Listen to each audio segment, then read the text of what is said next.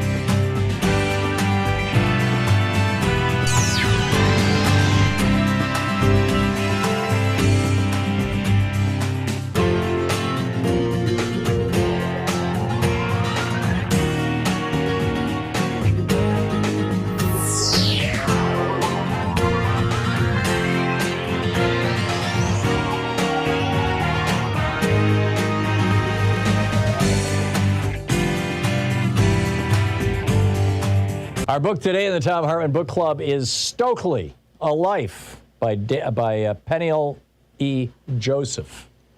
This is from the preface. Stokely Carmichael is a troubling icon of America's civil rights years. His Black Power call became a national Rorschach test.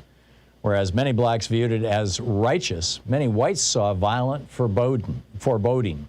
Newspapers brooded over Carmichael's words, quickly forming a consensus that judged the slogan to be at best intemperate and at worst a blatant call for anti-white violence and reverse racism. In 1966, Black Power reverberated around the world, galvanizing blacks, outraging whites, and inspiring a cross-section of ethnic and racial minorities. In 1969, Carmichael left the United States for Conakry, Guinea, where he reinvented himself as a roving Pan-Africanist organizer and professional revolutionary. For the next 30 years, he remained an energetic dissident, a throwback to the heady years of the 1960s. Carmichael turned the quest for black political power into his life's work. His faith in a style of politics many considered anachronistic came out of the same tenacity and stubbornness that once made him one of the most effective and controversial activists of his generation. These same qualities, however, limited Carmichael's efforts as a Pan-Africanist political mobilizer. Before leaving America, Stokely resigned as Black Power's glamorous enfant terrible. Telegenic, brash, equal parts angry and gregarious. Whether dressed in three-piece suits, leather jackets, sharecroppers' overhauls, or African dashikis, Carmichael became to represent the era's multifaceted identity, a hipster hero whose easy grace allowed him to consort effortlessly with both the dignified and the damned. The name Stokely Carmichael first came into my consciousness when I was a young boy coming of age in New York City. As the proud son of a Haitian mother who belonged to local 1199 Hospital Workers Union, part of SEIU, I grew up hearing stories of how civil rights activists, Black Power revolutionaries, Pan-Africanist freedom fighters, and trade unionists helped to shape a new world in America and beyond. By the time I was in elementary school, I was on my first picket line, accompanying my mother in support of an 1199 strike. Both Malcolm X and Martin Luther King supported 1199 during the 1960s. Stokely Carmichael's political importance came into sharper focus when I was in junior high after the premiere of the landmark PBS documentary series Eyes on the Prize, which featured the 24-year-old Carmichael's fiery Black Power speech and rightly characterized Stokely as his generation's heir to Malcolm X. Over the course of a decade of research on Carmichael, I would come to understand him as that and much more. Carmichael's youth, casual dress, and charisma made him an easily identifiable hero, one whose quick smile and passionate speeches left an indelible impression. An adopted son of the South by way of Trinidad, the Bronx, and Harlem, Stokely adapted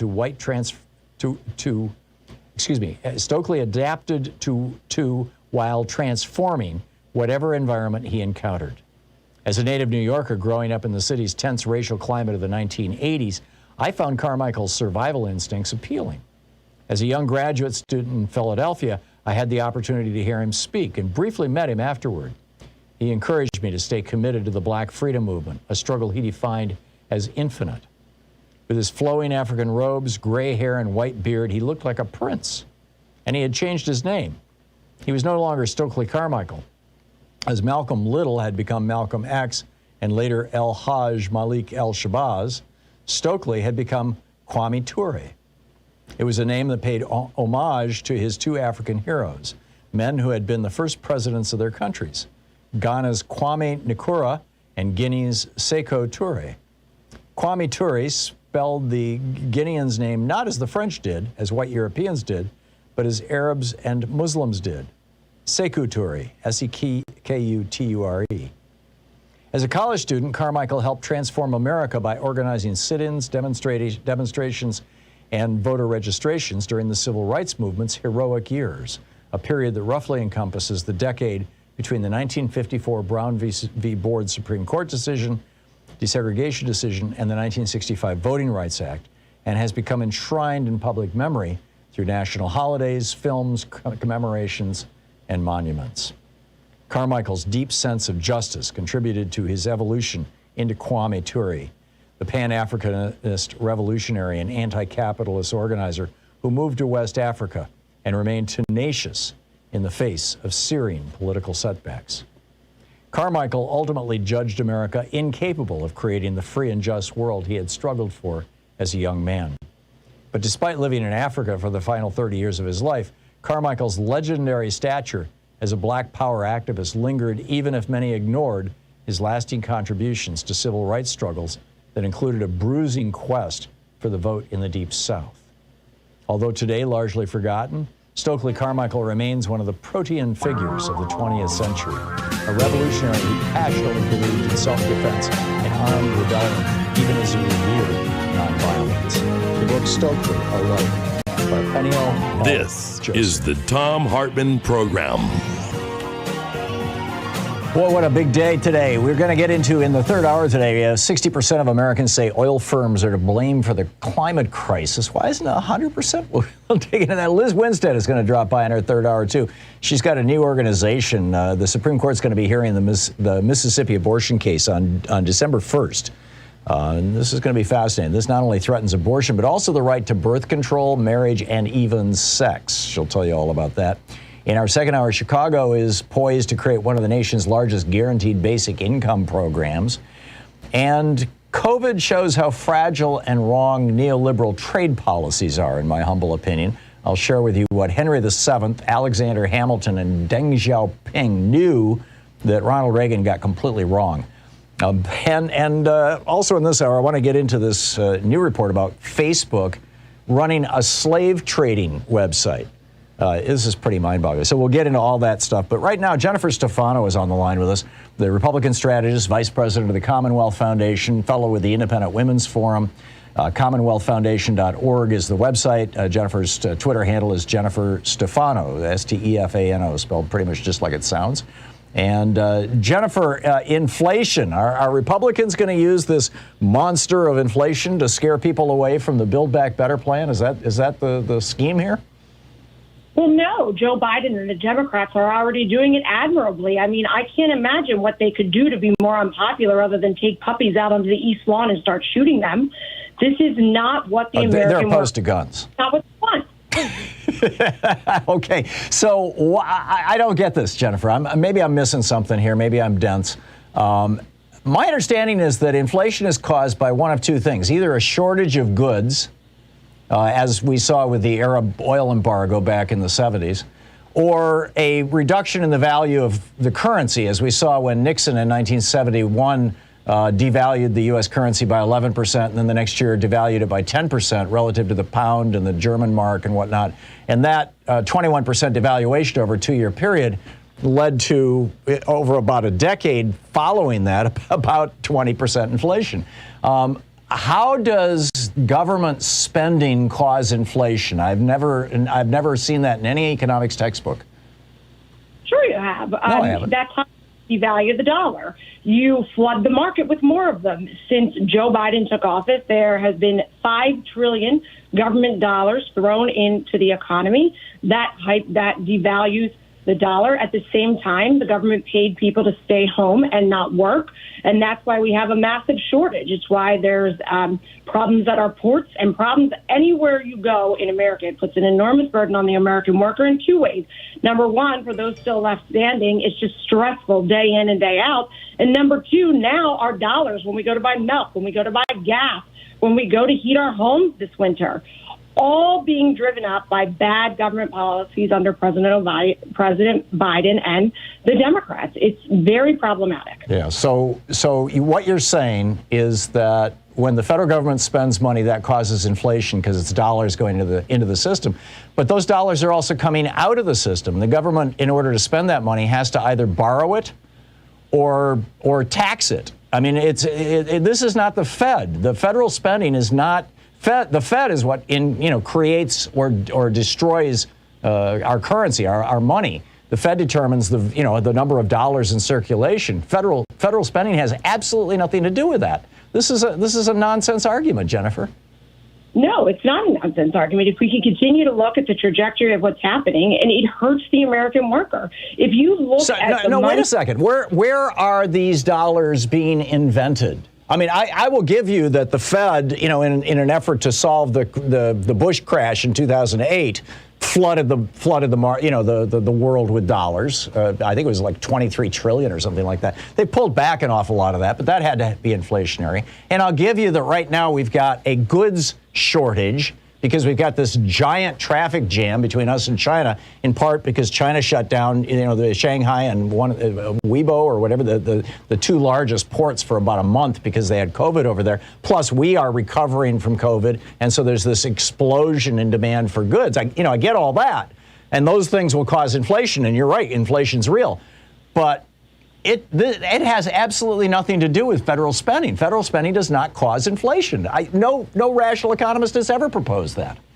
So when you're suggesting that when the Republicans did it, it was the cause of inflation, but when the Democrats do it, it's... No, I'm saying that when the federal government spends money, that's money going out, and if the money only went out, and if the federal government invented $1 trillion new dollars and threw them out into the marketplace, yeah, you might have a 1/100% inflation as a consequence of that, because that would be about that share of the number of dollars in circulation around the planet. But the fact of the matter is, if the government spends $1 trillion, they have to either borrow that $1 trillion or they have to raise it in taxes, which makes it a closed loop.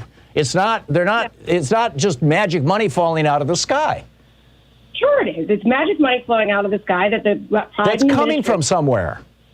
Endless stimulus plans, and they put out money not for value. They were not buying goods. They were not buying services. The federal government put money into the economy, just handed it willy-nilly to the states. They could do whatever they wanted. For half the states, the money's sitting in reserve funds that are already flush with cash for education and other things. Which has nothing to do with inflation.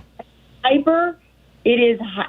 At the same time, when you pay people not to work, there is money in the economy that did not produce Jennifer, you money. have a bunch of Republican states that cut off the $300 extra benefit back in June when it actually expired at the end of October. In none of those states, not one, I defy you to name one state where they saw, as a result of cutting off benefits to people, an increase in employment. And in fact, when you look at the states that have the highest rate of unemployed people right now who have voluntarily quit, there are 10 states that constitute the well over 80% of all the people who quit their jobs in the United States. Those 10 states are Alabama, Arkansas, Florida, Georgia, Kentucky, Louisiana, Mississippi, Oklahoma, South Carolina, and Tennessee. What do those 10 states have in common? They have the highest rates of COVID infection in the nation, and they're all right to work for less states. So there's basically no union. So you've got a bunch of people who've got crappy minimum wage jobs in the middle of the worst pandemic in the country. Actually, in all of those states, you've got a pandemic that's worse than any other developed country in the world. And those people are saying, no, I don't want to go to the workplace. Again, this has nothing to do with government spending. And it's certainly, we're not paying people not to work. You take away those benefits, people are not going back to work. They're afraid of dying. No, Tom. These are states that also have the highest levels of poverty, and that there's enormous government program and government cash flowing to them, and still fails to solve the problem and address it. In America, we can address and take care of material poverty, but what you cannot address and cannot change is what really is needed. And I think the continuing of the government playing the role that private philanthropy used to do is part of this enormous problem. Now, we could debate that is a totally separate issue, and we could go on ad infinitum on that. So, but going back... So why is it, Jennifer, that these 10 Republican-controlled states, as you said, they're the poorest states in the union, why is it that the Republican-controlled states tend to be in poverty and have, real crises with obesity and heart disease and all kinds of, health problems, and the democratically controlled states are doing really well and they don't have these poverty problems, and they're not having the problem of people quitting their jobs? Why would that be? Let me question on you. Why is it in the states where there are the largest Democrat-loving big government programs like Medicaid, are people not getting healthier? Why do you continue to say that government healthcare is so good for all of us? I don't see any of the northern left liberal progressives taking Medicaid, but instead you foist it on to everybody else and say it's a good thing, and then you want to expand it to all the other states. I don't understand what you're saying, Jennifer. You've got 12 states that have not expanded Medicaid. 12 states. Every single one of them is controlled by Republicans. Every single one of them is a former slave state. And those are the states where you've got the deepest poverty in the United States. Well, yes, and why aren't the big Democrat programs working there? I'd like to reverse the question. They're not working there because the Republicans are blocking them. That you want, okay, we have Medicaid in these states, and you just made a great point, that people aren't healthy there, that they have some of the worst health outcomes of anyone, which is, by the way, what you see even in northern states for people on government-run health care, i.e. Medicaid. So why, Tom, why aren't you addressing the fact that these programs don't work for people, that they hurt people, and that people are getting healthier and better? Medicaid has been demonstrated to help people. When states expand Medicaid, they get better health outcomes. That's not in dispute. This is absolutely, on Medicaid, people get worse health outcomes than even those without insurance. And that was studies done pre-Obamacare. Oh, come on. That is so counterintuitive. You're telling me that when you tell people that they can't have access to health care unless they can come up with thousands and thousands of dollars, which they don't have, that they're going to have a better outcome, a health outcome, than when they have access to health care because they have Medicaid? Seriously? I encourage you to look at the studies done in the pre-Obamacare era of the differential in health outcomes between individuals who had no insurance and individuals on Medicaid. And then I would like you to answer, because I still search for this myself, why these big government programs do not work. I don't want to hurt people. I don't think Democrats want to hurt people. I don't think Republicans want to hurt people. I think we want solutions to this. Send me the study, Jennifer, and we can discuss it, the next time around, because I don't know what you're talking about. This makes no sense. But okay. Jennifer, thank you for dropping by today. I appreciate it. Jennifer Stefano, Republican strategist, vice president of the Commonwealth Foundation, commonwealthfoundation.org. Jennifer Stefano on Twitter. Jennifer, thank you. Thank you, sir. Yeah, we'll be right back. This is the Thom Hartmann Program. 16 minutes past the hour, back with more of the news of the day and your calls in just a moment. So, do you think that Medicaid is causing health problems?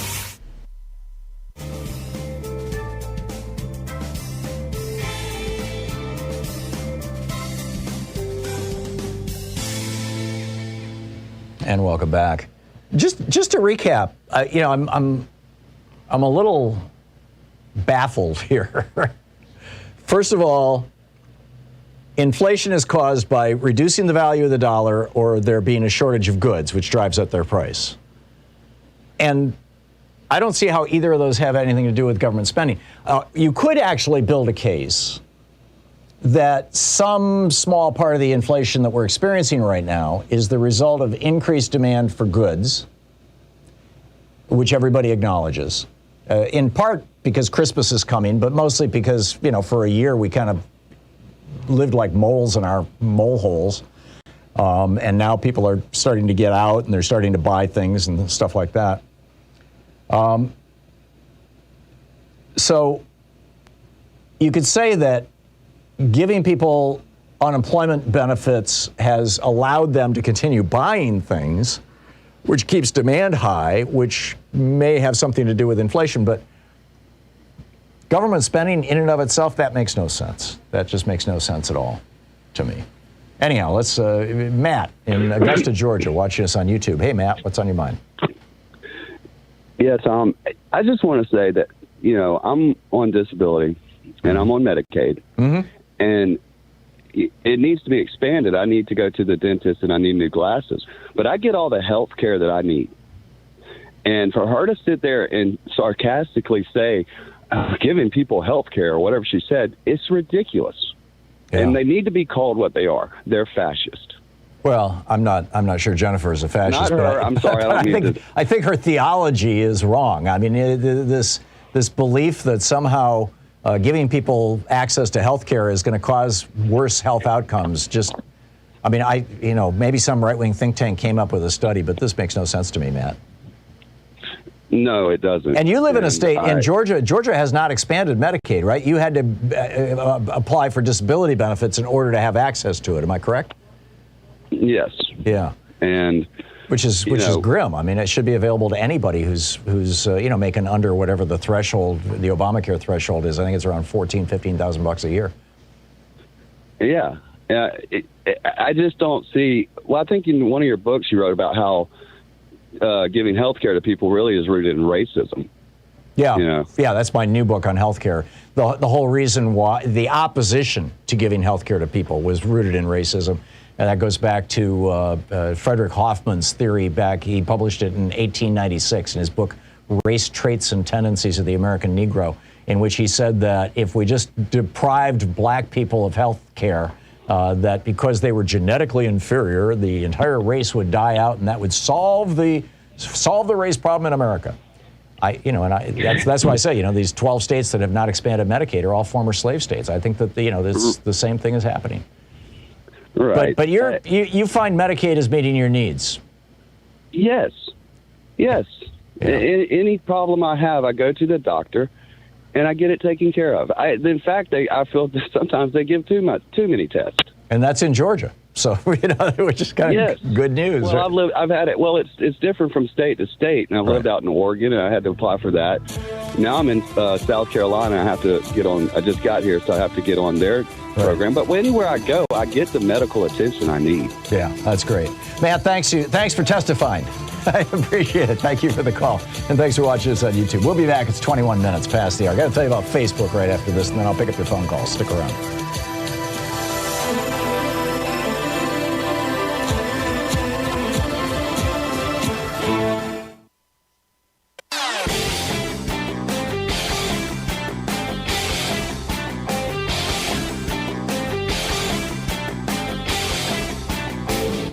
Share the Thom Hartmann program with your friends. We're available on SiriusXM, Free Speech TV, Pacifica, commercial stations nationwide, YouTube, Twitter, Facebook, on the Thom Hartmann app, and you can even tell your smart speaker to listen to the Thom Hartmann program.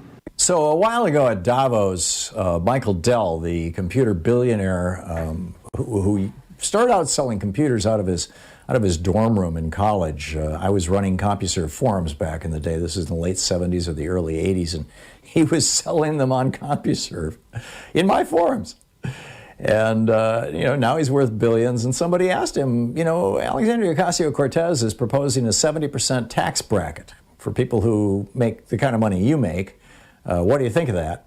And his response was, a 70% tax rate? Name a country where that ever worked. Ever. And it turns out there is such a country, and apparently Michael Dell didn't know this. I think a lot of Americans don't know this, that there was a country that had its greatest period of prosperity in its entire history with a top tax rate that was above 70%. In fact, it hit 90% for more than half the time. And that was the United States of America.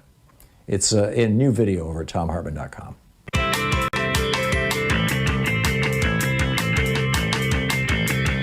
And welcome back. So, what an amazing discussion there. I wanted to add one other thing to this. This Amy Vanderpool flagged this for me. I mean, it's not unique to her reporting. It's been out there, but she did a really good job with her Shero newsletter, SHERO, in summarizing it. Her headline is "Apple Knew About Human Trafficking on Facebook," and what this is about is that 2 years ago, Apple, not Facebook, Apple discovered that there were slave markets operating on Facebook. Actual, hey, you want to buy a person? Markets of mostly women, mostly Asian women, mostly from the Philippines and countries in that region, and almost exclusively being sold in Saudi Arabia and Egypt.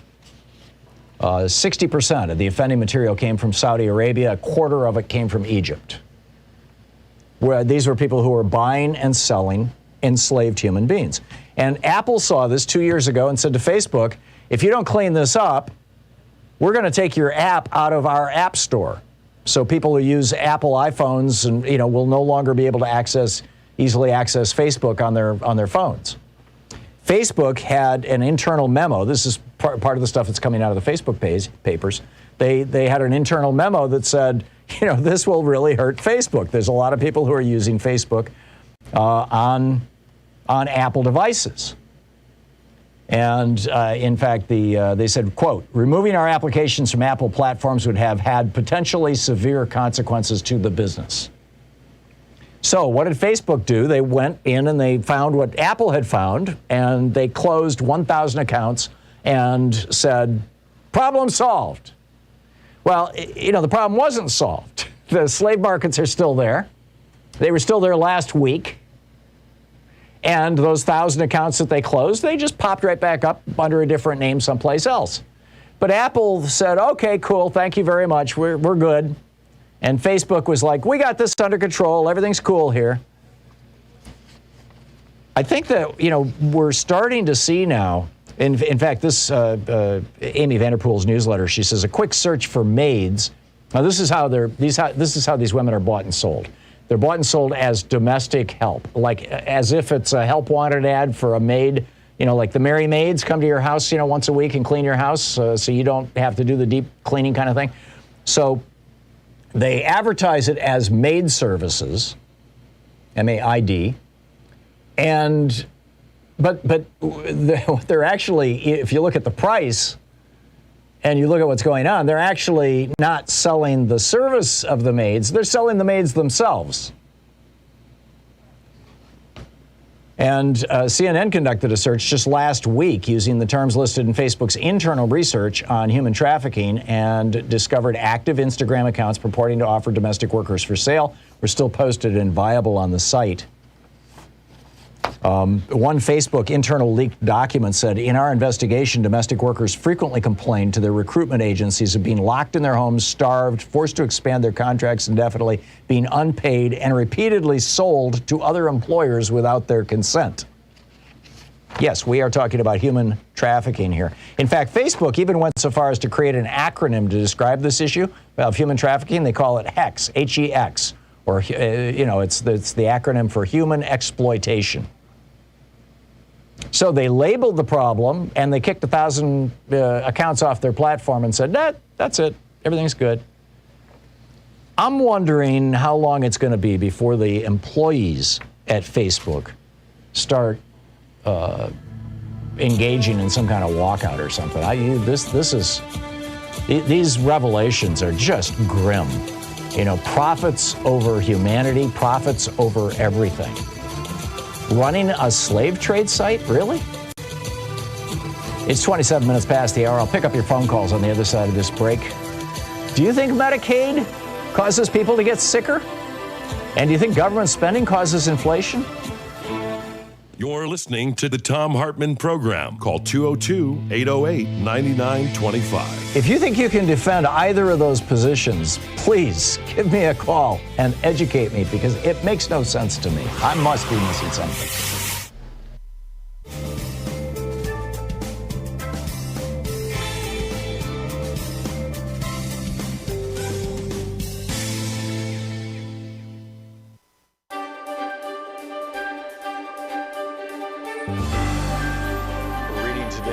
Guns for Hire, how the CIA and U.S. Army recruit mercenaries for white Rhodesia. It's a historical reprint of what appears to be a 1979 pamphlet, basically. This is from the introduction. It does have an ISBN number. It is available in book sources. In Zimbabwe, Rhodesia, actually this must have been published post-1980 because they're referencing Zimbabwe. In Zimbabwe, Rhodesia, 270,000 white settlers, mostly immigrated since World War II, controlled the government and economy, ruling over the 7 million black Africans. The Zimbabweans cannot vote. They have been forced off the bulk of the land, and they have no democratic rights whatsoever. All labor performance in Zimbabwe is black labor, and it is intensely exploited, often at less than subsistence wages. Zimbabweans have been fighting European invaders since the early 17th century. Since the 1890s, they have been directly ruled by Europeans, at first in the form of a private British corporation, the British South Africa Company. Since 1923, direct political rule has been in the hands of the white settlers, currently led by Ian Smith and his fascist Rhodesian Front Party. It's important to note that the white settlers were originally given this direct local power as a, quote, self-governing colony of the British government, thereby creating a master-caretaker relationship. During these past 80-odd years, Western imperialism, the multinational corporations of the United States, Britain, and South Africa, has extracted huge profits from the exploited and oppressed Zimbabwean population via the subsidiaries of the Anglo-Americans, Lonrho, Amax, AMAX, Union Carbide, Mobil, ITT, and other corporations. They fully intend to continue doing so as long as they can. The white settler minority has been rewarded for their violent subjugation of the Zimbabwean people with perhaps the highest national standard of living in the world. Sir Roy Walensky, the former Prime Minister of the Central African Federation, which included what is now Rhodesia, once said, "This man Smith has an appeal. It's the appeal of an easy life. For $6,000 a year, you can have 5 servants, a swimming pool, and a lot." Beginning during the early 1960s, however, the Zimbabwean nationalist forces under the leadership of the Zimbabwe African National Union, ZANU, evolved the strategy of guerrilla war to liberate their people and land. It is proving to be very successful. There are 20,000 guerrillas in base camps in Tanzania and Mozambique, over 3,000 in Zimbabwe itself, and this number is continually rising. In a meeting between Stephen Solars, a U.S. congressman, and the ZANU guerrilla leaders, they were reported to reject the possibility of enlisting the assistance of Cuban or other foreign troops, declaring that if we cannot liberate ourselves, we do not deserve to be liberated. Despite Western propaganda to the effect that the U.S. and British only wish to avoid a bloodshed in Rhodesia, don't forget the Zimbabweans have been bleeding for almost a century, their real fear is that the liberation struggle will win. With this victory in sight, it is not surprising that the counterattack by the Smith regime has become more vicious and brutal. Actually, this must have been published pre-1980, because this is when Smith was still in power in Rhodesia. More than 250,000 rural Zimbabweans have been forced into concentration camps. Terrorist raids have been conducted against Zimbabwean refugees in Mozambique. Dusk to dawn shoot-on-sight curfews have been instituted and enforced in the border areas. And escalating counterinsurgency attacks have been launched against the military arm of the liberation struggle, the Zimbabwean People's Army, ZIPA. It is crucial for Westerners to understand that the Smith regime has not stood alone in this barbaric campaign. This pamphlet documents the critically important element in U.S. imperialism's support for the Smith regime, white mercenary reinforcements for the fascist Rhodesian, quote, security forces. This flow of U.S. mercenaries to prop up white Rhodesia is an important, though secret, part of U.S. imperialism's strategy for Africa. The U.S. has massive investments in southern Africa. Zimbabwe alone supplies the bulk of high-grade chrome ore used in the U.S. for jet engines and other advanced technological items. Coal, copper, and other minerals are ripped out of Zimbabwe for U.S. industry. Mobil Oil, Texaco, Hertz Rent-A-Cars, Holiday Inns, and many other U.S. corporations operate illegally in Rhodesia through foreign subsidiaries. More important still is South Africa, the fortress of U.S. interests in Africa, where $1.5 billion is invested by GM, IBM, Ford, and other giant multinational corporations. The liberation of Zimbabwe would, for the first time, penetrate the buffer zone of satellite countries protecting the borders of South Africa. South African guerrilla fighters, who are already training by the thousands in camps in Tanzania and Zambia, would have direct access to re-enter their land and accelerate the liberation struggle. Knowing that the stakes are high, U.S. imperialism has worked to strengthen the white supremacist outposts in Africa, although at times this had to be done covertly. In 1970, the Nixon White House approved Henry Kissinger's Operation Tar Baby strategy, based on Option 2 of the Secret National Security Study Memorandum No. 39. This strategy essentially called for covert military assistance, including direct exchanges, so that South African troops could be trained in the U.S. in specialized tactics and weapons. This would be done while the U.S. tried to convince Africans that it was on their side. This is from the pamphlet number 39, that Kissinger memorandum.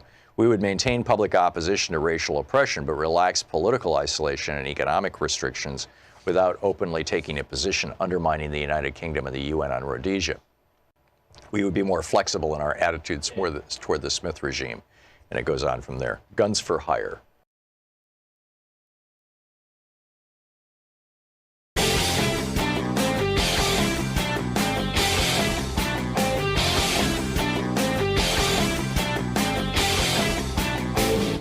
Hey, thanks so much for sharing our program and for reaching out to our stations and sponsors and letting them know that you're listening. It really means a lot to us. Welcome back. Let me just say for the record, I'm not opposed to social media. I ran a bunch of forums on CompuServe back when that was the internet, from the early 1980s up until the late 1990s, when CompuServe vanished. It kind of died. Got eaten alive by, well, for example, Facebook. But we did not have on CompuServe an algorithm that took the most inflammatory, sticky, outrage-fueled content and then pushed it into people's faces. And that's exactly what the algorithms are doing on Facebook, on TikTok, and Instagram, and some of these other social media sites. It appears to me that that's not happening on Twitter. I spend a lot of time on Twitter, relatively speaking. and it looks to me like I just follow the people I follow. They're not pushing Nazis at me, or for that matter, left-wing crazies at me. They're just, it's the people I follow, or I get to see what they're doing. But this new report, this is at rawstory.com by John Byrne. It's an exclusive to Raw Story. The headline, TikTok recommends serial killers, weapons videos, and gun accessories to 13-year-old users. Within 12 hours, this is a Raw Story investigation, within 12 hours of opening an account for a 13-year-old, TikTok, I'm quoting from their piece here, TikTok recommended content promoting firearms, along with videos promoting body armor and rifle mounts to improve the accuracy of the weapon's fire. It also provided links to websites where they are sold. TikTok also suggested an account about serial killers that described the murder of a naked 14-year-old. Within several days, the app played videos that young users uploaded of their apparent failed suicide attempts, including one girl who appeared to be in a hospital. TikTok's promotion of suicide content will be the subject of a report from Raw Story later this week. Now, TikTok is owned by a company in China, ByteDance. It's based out of Beijing. And, it says here, TikTok knows about the prevalence of guns on its platform. In 2020, Gizmo published TikTok is full of guns. It just goes on and on. I mean, we got to do something about some of this stuff. This is pretty amazing. Anyhow, a lot to talk about here. And let me pick up your phone calls. Frank in Thompson Falls, Montana. Hey, Frank, what's on your mind? Well, I'd just like to respond to that Republican representative that you just had on. I live in one of the poorest counties in the nation in Montana, and you would think, and with her thought process, we'd be one of the healthiest. Well, we have one of the lowest vaccination rates in the country, and people aren't that healthy here. And as far as Medicare, I was involved with a major motorcycle accident. Cost me $40,000 for 18 hours in the hospital, but at least 80% of that was paid for. Yeah, with Medicare or Medicaid. Yeah. Or one or the other. Right. Yeah. And then on the Advantage thing, I developed cancer, so I had to get blood draws. My Advantage plan said I was in network. I got the blood draws, and 14 months later, they came back and said, no, you weren't, and you owe us $1,700. Oh, that's because you made the mistake of signing up for Medicare Advantage.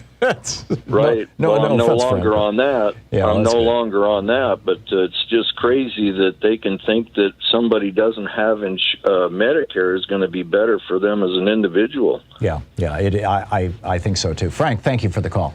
Thank you for your testimony. Eric in Clearwater, Florida. Hey, Eric, what's on your mind today? Tom, thank you for taking my call. And, when you brought her on, that guest, I was going to turn the channel, right? Because I was like, all right, more lies. So I said, you know what? Let me just listen to it. Sure enough, Tom, and I appreciate the fact that you're well-read. I like to consider myself well-read, right? But that information that you countered with, right, was really good, and she had nothing to come back with. She kept changing the subject. It's just amazing. But, Tom, here's what I wanted to point out. People that don't know the facts will believe her. Oh, this is a sales pitch that the Republicans started running in 1980. This is part of Reagan's pitch because we had a big inflation problem. When Reagan came into his first year in office, the inflation rate was over 8%, and it hurt Jimmy Carter terribly. And Reagan came out and said, "Oh, inflation is caused by government spending. We have to cut back on welfare programs." And it's like it makes no friggin' sense. Every dollar the government spends, it either borrows or it taxes. It doesn't create money out of thin air. The Fed does that, not the Treasury Department. But anyhow, so I want to thank you. Thank you for countering her lies. Yeah, well, I wouldn't call them lies. I would call them radical misinformation. Okay. Republican mythology. Right. But thank you, Eric. Yeah, I got it. Thank you. Thanks a lot, Eric. Good to hear from you, and thanks for listening to us on Sirius XM. Kurt in Akron, Ohio. Hey, Kurt, what's on your mind today? Hey, Tom. Good afternoon here in Akron. Good morning to you in Portland. I've worked in Medicaid in the state of Ohio it'll be 20 years on January 14th. Has Ohio expanded Medicaid? John Kasich did expand it back in 2014 when the Affordable Care Act went into effect. Okay. I couldn't even tell you how many people over 20 years' time have called me or their families have called me and said, thank you so much. Thank you so much for getting me on Medicaid because I'm able to go to the doctor. I'm able to do this. I'm able to do that. Just recently, I've had a rash of getting people approved for Medicaid by applying at 11 in the morning and getting them approved by 2 in the afternoon the next day in the state of Ohio, while they're still here in the hospital, because I do see the people in the hospital bedside.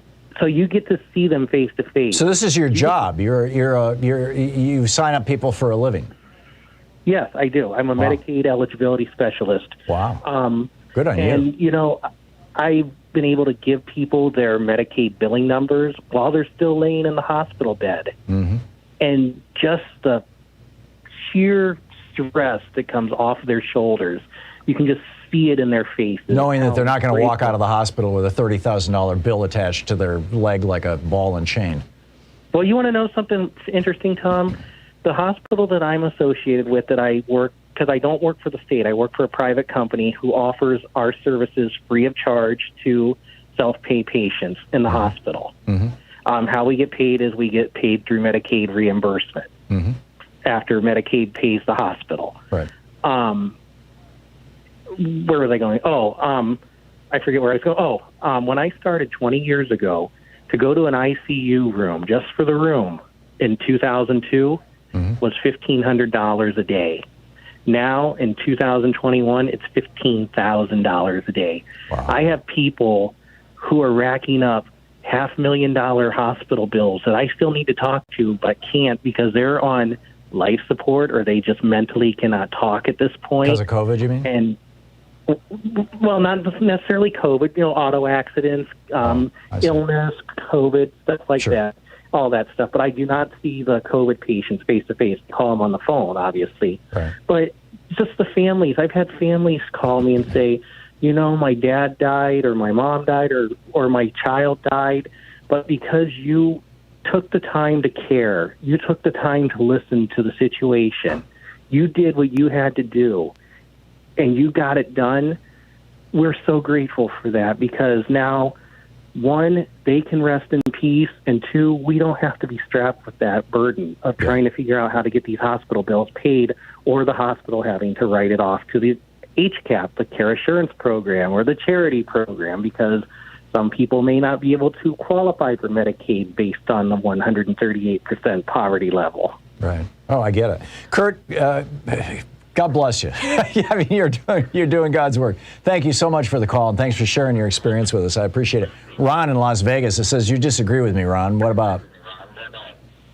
When you were talking about the slave trade over there and on Facebook. Yeah.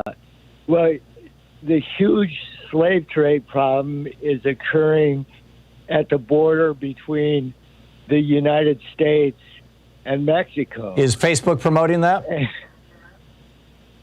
I'm sure. Well, I do know this, that before you get into the United States, you get your own smartphone, so the drug cartels in Mexico can keep track of you over here, and they use the slave trade to pay them back. Ron, I think you've been reading too many weird Facebook groups, respectfully. Jeremy in Indianapolis. Hey, Jeremy, what's on your mind? Hey, I want to mention something I think about and hold. Inflation, who's it bad for? And I'll it's say particularly bad for people on fixed incomes. Yeah, okay. And also governments like inflation because they get to pay off debts with dollars that are worth less. And some kinds of companies like inflation because it's an opportunity to make money.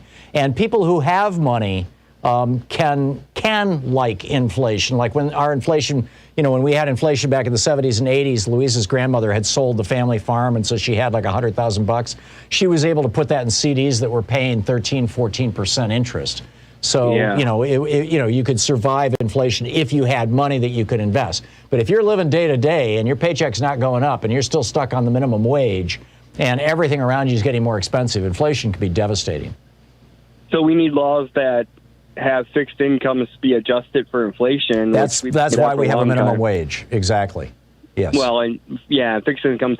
But you've already mentioned it. If the government it prints money, that can cause inflation. And I have a friend who's an advocate for not taxing, but instead just inflating. Yeah, that's not a good idea. But it's really important. I think most people don't get this. Clearly Jennifer didn't understand this, that there is a difference between our money supply, which is how many dollars in total are in circulation. And it's like, some $100 trillion, in the worldwide, because the U.S. dollar is the reserve currency for the world. It's not just what we use here. We have a $20 trillion economy, but there's probably $100 trillion, whatever the number is. I don't recall. It's been years. But let's say there's $100 trillion out there. If the Fed prints more dollars, and they don't actually print it, it's all digitally done. But if they create more dollars, then you're diluting the value of a dollar. But if the Treasury, that is the federal government's, the executive branch of the federal government acting on legislation passed by Congress, says, okay, we're going to give everybody in America $300 a week for unemployment benefits, and it's going to cost us, say, $1 trillion, which I think probably all the stimulus is going back to Trump actually did cost probably that. It's going to cost us $1 trillion. That does not dilute the money supply because that $1 trillion, while it's going out into the economy, it also has to come out of the economy and go back into the government. It's a closed loop. Right, either by taxes or by borrowing, one or the other. But in either case, the number of dollars has not changed. And what causes inflation is when the number of dollars goes up, the value of the dollar goes down. Or what causes deflation on the other side, this is what happened in 1932, when the value, when the number of dollars in circulation goes down, the value of the dollar goes up. That's called deflation, where things get cheaper, but nobody has any money. And that's, those are called depressions.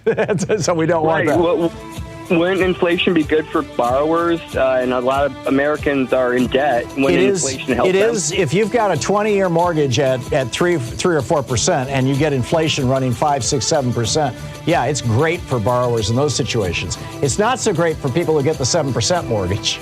Although, as interest rates go back down again, they can probably remortgage. So it's not so much of a problem there. Jeremy, thank you for the call.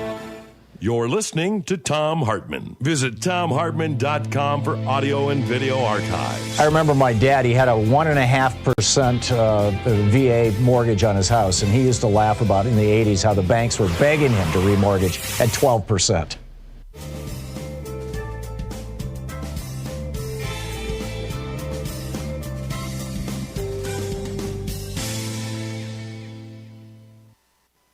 And welcome back.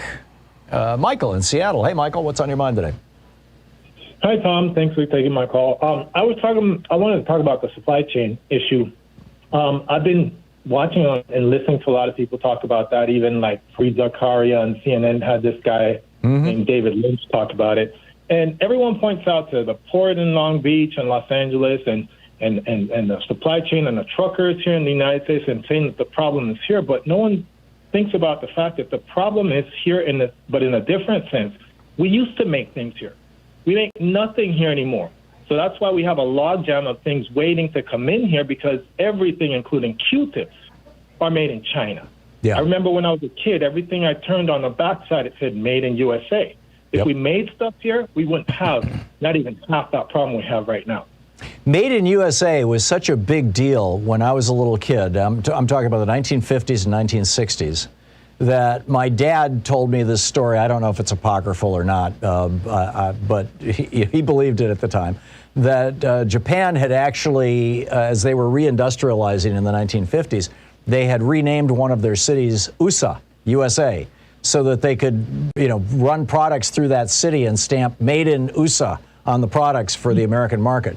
Now, like I said, I'm not sure if that's an actual story, or just something my dad believed, but it illustrated how important it was to American consumers at the time in the 1950s, 60s, and early 70s to have things made in the USA. I grew up in Michigan, in Lansing, where General Motors, Fisher Body, Chrysler, where they've got all these big factories that are making cars. And I remember in 73, 74, 75, in that early mid 70s.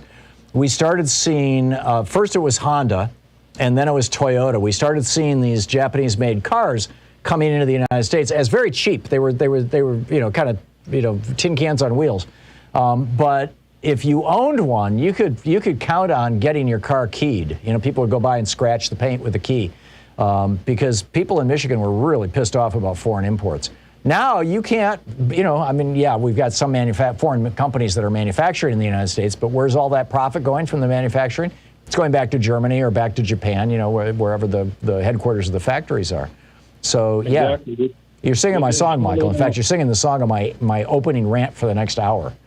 But you really nailed it well. So, Michael, thank you very much for that. Steve in Lake Elsinore, California. Hey, Steve, what's on your mind today?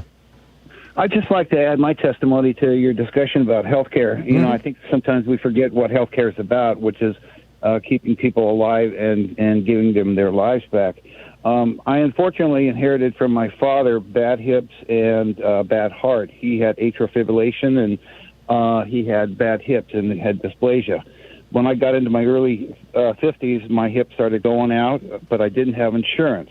So I endured about 10 years of excruciating pain, hopefully waiting for my Medicare to kick in. In the meantime, I developed atrial fibrillation, which is, genetically common.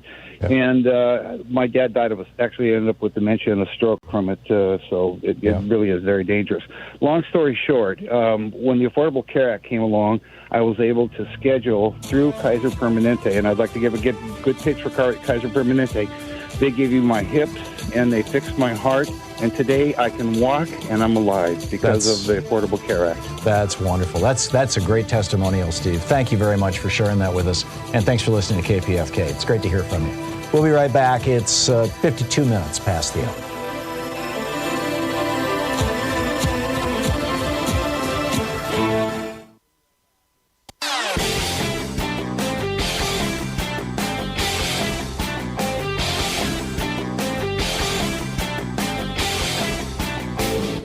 Missed my opening rant today? It's usually published over at HartmannReport.com, where you can read it and share it with your friends for free. Check it out, HartmannReport.com. Ahead of the United Nations Climate Summit, there is a new dump of documents that's just breathtaking. Out of countries, actually, this time. This isn't just, sleazy companies. The Saudis, the OPEC countries, they're all saying, hey, instead of focusing on getting rid of fossil fuels, why don't we focus on how to get carbon out of the atmosphere and stuff like that? Let us keep selling our fossil fuels. And Brazil and Argentina, countries that produce a lot of meat rather than oil, they are all upset because the United Nations Climate Summit, this initial document that they're trying to put out, points out that about a quarter of the world's carbon dioxide emissions are coming from the production of meat, which is pretty breathtaking. And they're saying, oh, hey, let's not talk about meat here. We really don't want to talk about all that. I've got a detailed deep dive into it on a new video that you can find over at thomhartmann.com. Check it out.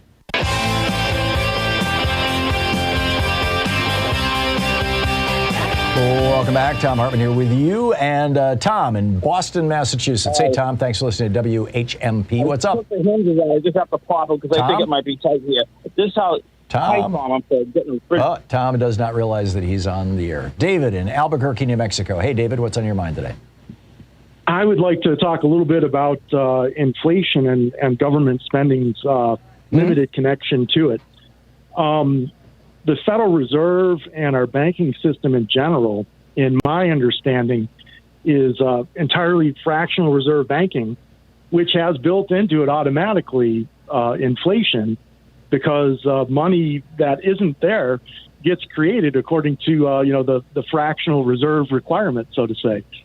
Well, the theory, David, is that as the economy grows, the number of dollars in circulation will grow, and therefore it won't be inflationary. But the actual effect is as you describe it. The other thing is that government spending can cause inflation if it puts enough money in people's hands that it increases demand. And I think you could argue that there was some of that in the last year. But that is a relatively transitory form of inflation, because that demand will subside, which is what all the economists are telling us right now is going to happen after Christmas. That the hysteria is going to calm down. Right. I'm not even looking at minor spending like giving people a break because of COVID. I'm looking at the costs of our wars and how they don't get paid for; they get borrowed to be financed. Right, but that's not inflationary. Because you're not creating dollars to pay for the wars. I mean, I think we should cut our defense spending, but I'll give you that. Right. But I don't think our defense spending is what's driving inflation. What's driving inflation right now is a shortage of goods, and an increase in demand. We may disagree, which is heartbreaking, because you're a phenomenal man. Go for it. Awesome. I'm perfectly willing to be corrected if if you can convince me, David. If we look at, say, the Iraq and Afghan wars, those were paid for primarily by financing, and our government's been running perpetual deficits, for decades. Right, but how is that inflationary? Unless it's increasing demand.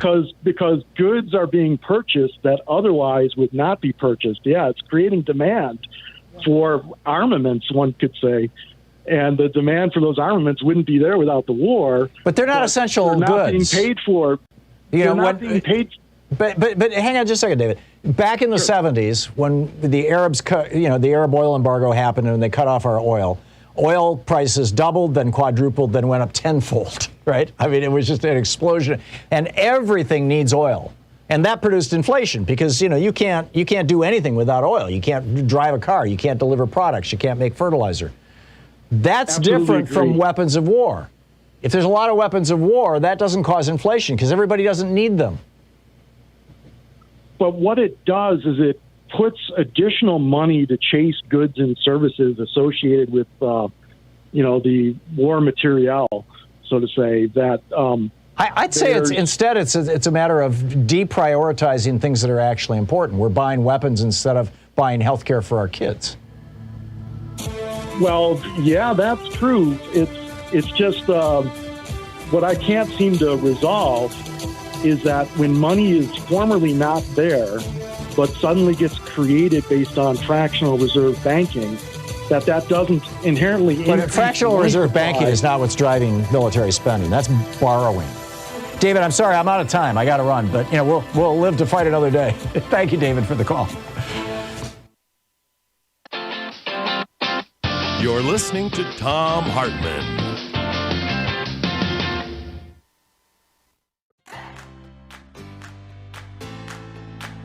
These companies support the Thom Hartmann program. They are HelloFresh, the #1 meal kit delivery service. More info at HelloFresh.com, code TOM.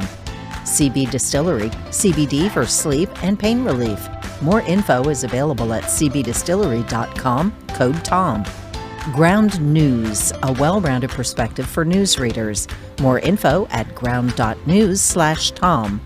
Angie, for any project on your to-do list. More info at Angie.com. Dinovite, a whole food supplement for your pet's immune system. More info at Dinovite.com. and ExpressVPN, the VPN that just works. More information at expressvpn.com/Tom.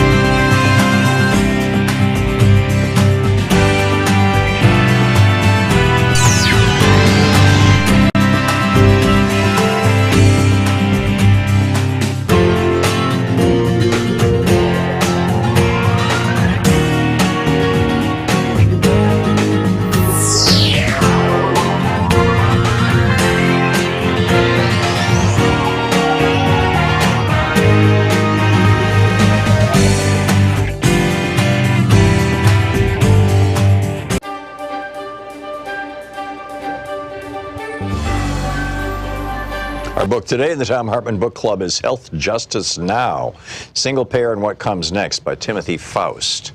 And this is from the introduction. A secret scream rings through America. It rings down the sterile fluorescent hallways of our hospitals.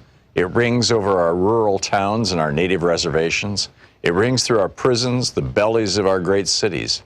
It rings in our farms and our fields, our streets and our sewers, our bodies and our blood. And we are cursed to never hear it clearly until at last we realize it has been our own mouth screaming and we are lost. A child born today inherits in that secret a new American squalor, the skeletal remains of the American cities, the bleached bones of the American suburbs. This secret is a birthright of continual exploitation, pumped for labor and drained of cash and then punished for the resulting suffering. Punished for being hungry, punished for being sick, punished for being pregnant, punished for being poor, punished for being black or brown, punished for being queer, for being unlucky, for being. At the base of that suffering is lodged a little truth, like a knot in the stomach. In America, sickness makes you poor, and poorness makes you sick. This is a book about that relationship and why it happens, and why it's unnecessary, and what we can do to fix it. The cosmic whirling of God's great slot machine has not determined that some people are fated to suffer while others flourish. We have the resources to take care of everyone, and yet we refuse to do so. Your medical debt and medical bills are unnecessary, but we have chosen to make them necessary. These are structural problems with structural causes, and many of them share roots in how we pay for health care. This is a book about health care and health finance. They are different. Healthcare is anything that helps you stay safe and healthy. It's a kind of freedom from and within your own body. Health finance is the method by which we as a country pay for that freedom and by which we decide who gets to have it and who doesn't. Healthcare is more than what happens to you in the hospital. Healthcare is whether your home makes you sick, or your food makes you sick, or your environment makes you sick, or whether you have enough money to afford the things that keep you healthy. In America, the structure of corporate health care has convinced us that some people deserve health care and some people don't. This is a book about that corporate health finance, about private insurance and private insurers. For half a century, they've convinced us that they're the only things that keep us or could ever keep us from the utter financial ruination of illness. They've sold us different inadequate insurance plans and persuaded us that this is a form of great liberty, while chipping away at our freedoms for profit and holding our bodies and our children's bodies hostage. This is a book about single-payer health care, a health finance model in which we pool our abundant collective resources to provide health care to all people.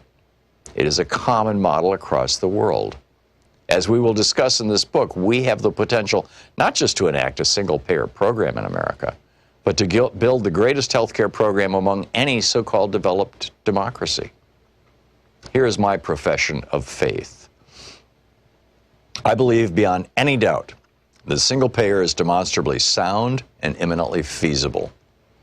I believe a properly ambitious and well-structured single-payer program will do more than any other American social program of this generation to soothe the burns, to resuscitate the spirit, to nourish the moral will of the American people. I believe it will loosen the loathsome manacles of American health finance, an exploitative institution that profits by plundering from us our own bodily autonomy, and that anchors a larger exploitation that holds those whom we love as captive leverage to guarantee our servitude to abusive employers or domestic partners, to those who seek to dominate us both in the office and in the hospital. I believe this nation owes its people, whose labor has created its rich banquet, the safety and agency of healthcare.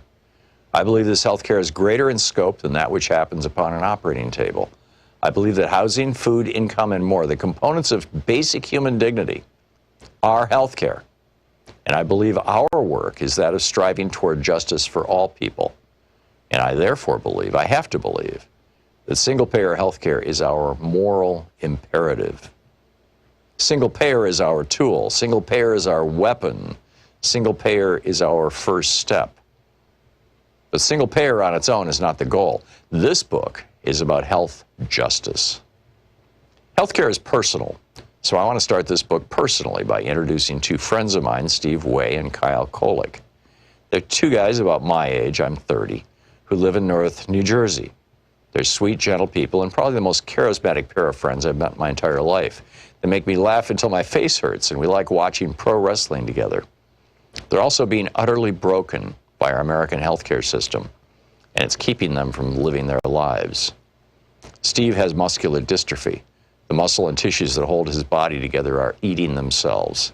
He's doing pretty good, all things considered. He beat his original life expectancy of 18, and now probably has a long life ahead of him. Steve needs a wheelchair to move and a ventilator to help him breathe. The book, Health Justice Now, Timothy Faust.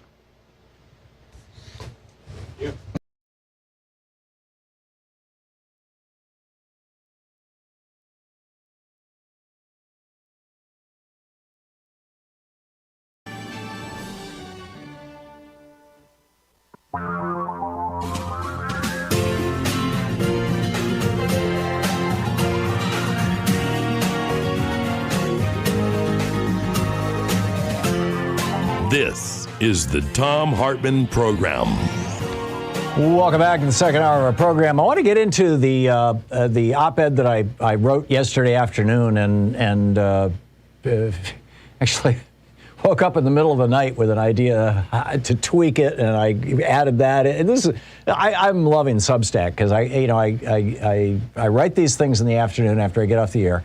And then I can tweak them in the evening. And then this morning, of course, Louise and I got up around 5:30, and I pulled it up, and I went through, read the whole thing, and tweaked it again, and then published it. The headline is, COVID shows how fragile and wrong neoliberal trade policies are. And you know, I start out with this absolutely fascinating thread on Twitter that I read yesterday afternoon, which is what got me started on this whole thing. This guy, Ryan Peterson, he's the CEO of a company called Flexport. They facilitate shipping around the world. And he's talking about how the port at Long Beach, Los Angeles port, the busiest in the nation, was just completely jammed. And it turned out that the cause was there were too many empty containers and there was no place to put them. And so it was like a genuine bottleneck. Now, they've, I think, largely solved that problem by changing the rules about how high you can stack the containers to store them. But the larger issue is, why do we have a problem? You know, why does middle America not able to buy things or get things, or why are things coming late? Everything from construction material to toasters. To Christmas gifts and Christmas lights and things like that. Why is it that these things are running late in the United States? And the simple answer is because we don't make them here anymore. We used to make things in the United States. I had a caller in the previous hour. We were talking about this. And, you know, I told the story that my dad told me when I was a kid. I mean, this is in the 50s or 60s.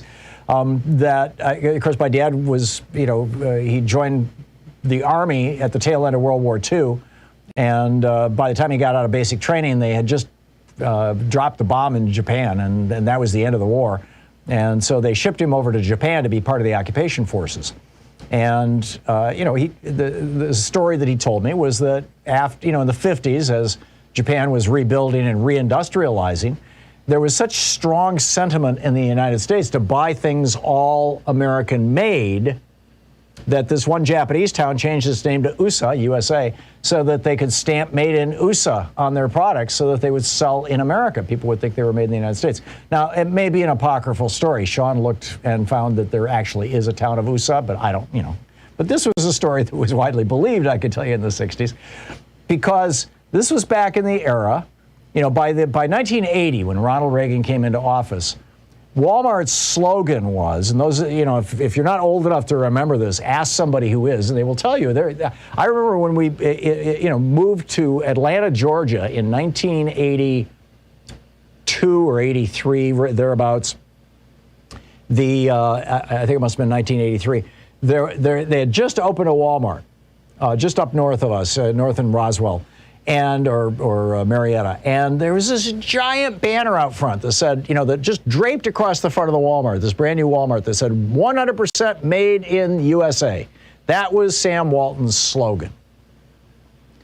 And then Reagan came in and said, this Milton Friedman guy and his Mont Pelerin Society and this thing called neoliberalism, this is kind of cool. Just let the market deal with everything. We don't have to protect workers. We don't have to protect companies. We don't have to, the government shouldn't be involving itself in this stuff. We need to liberalize everything. That's what they called it back then, or neoliberalize it. And so Reagan became a champion for so-called free trade policy. In fact, his administration negotiated the reinvention of the General Agreement on Tariffs and Trades, the GATT, that Bill Clinton turned into the World Trade Organization in the 90s. And the Reagan-Bush administration, this actually most of the negotiation was done during George Herbert Walker Bush's presidency, they negotiated NAFTA and brought it to Congress. And this was, in 1991 and or early 1992, and they brought this to Congress and said, here's the deal. American companies are sick and tired of paying unionized workers, $20, $30 an hour to work on the assembly lines when there are people in Mexico willing to do the same job for $2 an hour or for 50 cents an hour. And it's crazy that we should, just have these barriers to trade. This is not a good thing for the world. And then Thomas Friedman jumped into this thing with his book, The Olive Tree and the Lexus and the Olive Tree, Understanding Globalization was the full title. And he came up with his McDonald's peace theory. Honest to God, this billionaire, Thomas Friedman, came up with this idea that no two countries who had a McDonald's had ever gone to war with each other. Now, by the way, that's not the case. It might have been the case at that time because, McDonald's was relatively new, but it's certainly not the case now. But because of this, Friedman told us, and all the neoliberals and the Reagan administration, all the Republicans, they all told us, because of this, if you want to end war, all you have to do is intermesh every country's economy with every other country, and no country will go to war because who wants to screw up their own economy? Sounded good. Francis Fukuyama wrote a book about it. I mean, it was all over the place. This neoliberal so-called free trade. The problem is it doesn't work. For example, by giving China control over a large part of our manufacturing, you look at how bad things are right now in the United States, right? How in terms of goods prices going up. People not being able to get things, all these container ships, parked out in the ocean, with all these goods from China. Imagine what would happen if China simply said to us, sorry, we're not shipping anything to you. You can't get your diapers. You can't get your toilet paper. You can't get the books we're publishing. You can't get the toys for your kids. You can't get, you can't get pill bottles for your medication. You can't get syringes for your hospitals. We're not going to send you anything because we're pissed off because you're defending Taiwan. It would bring us to our knees in a week. We can't make military hardware without parts from China. How's that for irony? You wouldn't be able to buy any Apple products. You couldn't buy any Nike products. They're all made overseas. I suppose some of them are made in Vietnam or some other countries, but you get my point. This was not a smart national security move, although it was sold to us as one. It was sold to us as something that'll prevent war. In fact, what we did is we handed enormous leverage over our economy to other countries that have different interests than ours. This isn't to say China's bad or evil, although I have some problems with their form of government. I wouldn't want to live under it, but this isn't about bad China. This is about stupid American trade policy. And in my op-ed, I point out that, Henry VII came up with this thing, the Tudor Plan, back in the 1400s, to lift England out of, basically England at that time was, dirt roads and thatched huts. And 90% of the economy of England was based on wool when Henry VII came into office. And he started this program where he said, we are going to tax imports of finished goods and not tax imports of raw materials. So what's going to happen here is manufacturers in England will have an edge. If something's made in England, it will be cheaper than importing that same product from France. And what this did is it produced an explosion of English manufacturing, which brought England into the modern era. So then when George Washington became president, he turned to Alexander Hamilton, his Treasury Secretary, and said, how do we create, how do we make America as powerful economically as France is, or as England is? And Alexander Hamilton came up with his 11-point plan. He called it the American Plan. And it was, very straightforward. I'll actually read you. These are actual excerpts. Alexander Hamilton wrote these words, quote, protecting duties on those foreign articles which are the rivals of the domestic ones intended to be encouraged. In other words, put a tax on finished goods being imported into the United States so they're more expensive, so that manufacturers here in the United States can more effectively compete with those foreign goods, number one. Number two, prohibition of rival articles or duties equivalent to prohibitions. Once again, taxing imported goods. Number three, prohibitions of the exportation of materials of manufacturers. In other words, stop selling raw material to other countries. Our major export is lumber that's going to China that they're turning into furniture and shipping back to us, and paper and diapers and all kinds of stuff. We export coal, we export iron ore, and the Chinese take that coal and iron ore, make steel out of it, turn it into products and washing machines that they sell to us. We used to do this.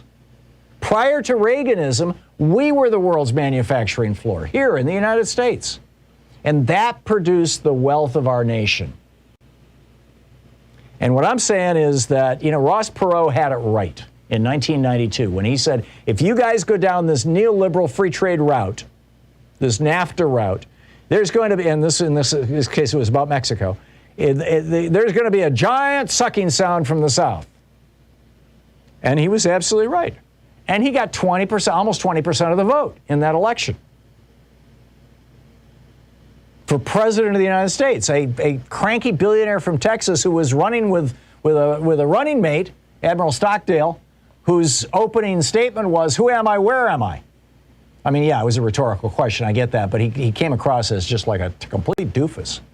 And nonetheless, 20% of Americans, almost 20% of Americans voted for him over Bill Clinton or George Herbert Walker Bush. Clinton won that election with a plurality rather than a majority. He got, as I recall, 43% of the vote. Because Americans knew that Ross Perot was right. As was, and fascinating, I'm working on a book on neoliberalism right now, the hidden history of neoliberalism. And so I've been really immersed in this stuff. And there's this amazing book called How China Escaped Shock Therapy. China, when they were industrializing in the 80s, when Deng Xiaoping said, we're going to become a modern country, the Chicago boys came to them and said, oh, you just need to do neoliberal shock therapy, just like we did with Russia. And Deng looked at that and said, that's nuts. Well, actually, at that point, they hadn't done it to Russia. But in any case, Deng said, that's crazy. We're not going to do that. We're going to take Alexander Hamilton's American plan.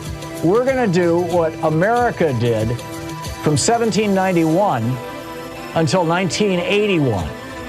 And they did. And they're now the second richest country in the world. This is the Thom Hartmann Program. We need to have a serious conversation in the United States about trade. We need to revisit those debates in the 90s and recalibrate our trade policies.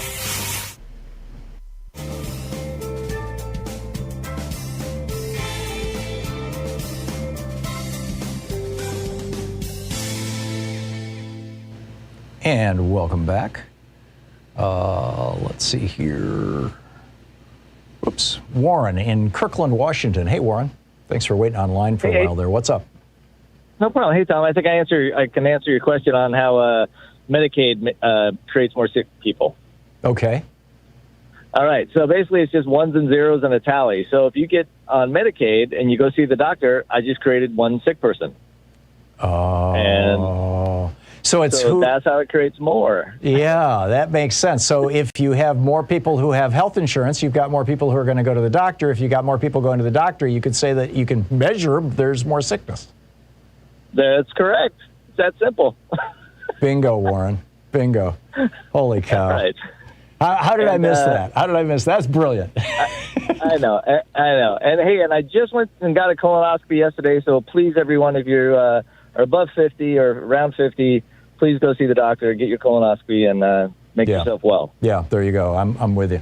Warren, thank you. Thanks for the call. Andrew in Nassau County, New York. Hey, hey, Andrew, what's up? Oh, hi. Thanks for taking my call, Mr. Hartmann. Sure. Just a little notice. Our bastion of liberalism, New York City, is now converting its Medicare retirees to Medicare Advantage. Oh, you're kidding. Nope. It's Who got the kickback on that one? I don't know, but Bill de Blasio, the great liberal, signed off on it. And is there any blowback? Are people protesting? I don't know. Actually, the next mayor, probably Eric Adams, who's the Democratic nominee for mayor, who's also a retiree, asked them to extend the period. Oh, that's interesting. So by the way, when does the election happen? Is it in November, and then he takes office in January? Yeah. Exactly. But the opt-out, this is an opt-out thing. Mm-hmm. You can opt out. You don't have to opt in. Theoretically, we did get notice. There's a letter that I didn't receive. I got a little postcard filled with fine print that told us about it. Well, that's how Medicare Advantage works. It's all about the fine print. Absolutely, but there was nothing you had to get online and get to the right URL in order to discover exactly what was happening. Right. Anyway, you have to opt out, and there's a form you fill out online, or use some other method like emailing or writing a letter, and you don't find out if you have successfully opted out until after the period for opting out has ended. Oh, wow. Yep. It sounds like they really set you guys up badly. Absolutely. That's incredible. And you find yourself in that situation, Andrew. Yeah, well, I've tried to opt out. I've used 3 different methods. I filled out the online form. I sent an email. I wrote a letter. I've done everything but storm the Office of Management budget. How about calling the mayor's office? Well, he's the one who signed off on this. Yeah. And I think some people have. But the point is you can opt out, but you have to opt out. And you know that if it's opt out, very few people are actually going to opt out. Oh, yeah. No, if it's an automatic enrollment, you're going to have, you're absolutely right. Very few people are going to jump through all the hoops you did. Andrew, good luck. Keep us up to date, okay? Okay. If you want to send me back to your person, and if they'll give me I'll put you on hold, Andrew. I'll put you on hold. Joyce can pick up the call. Andrew's on line 4.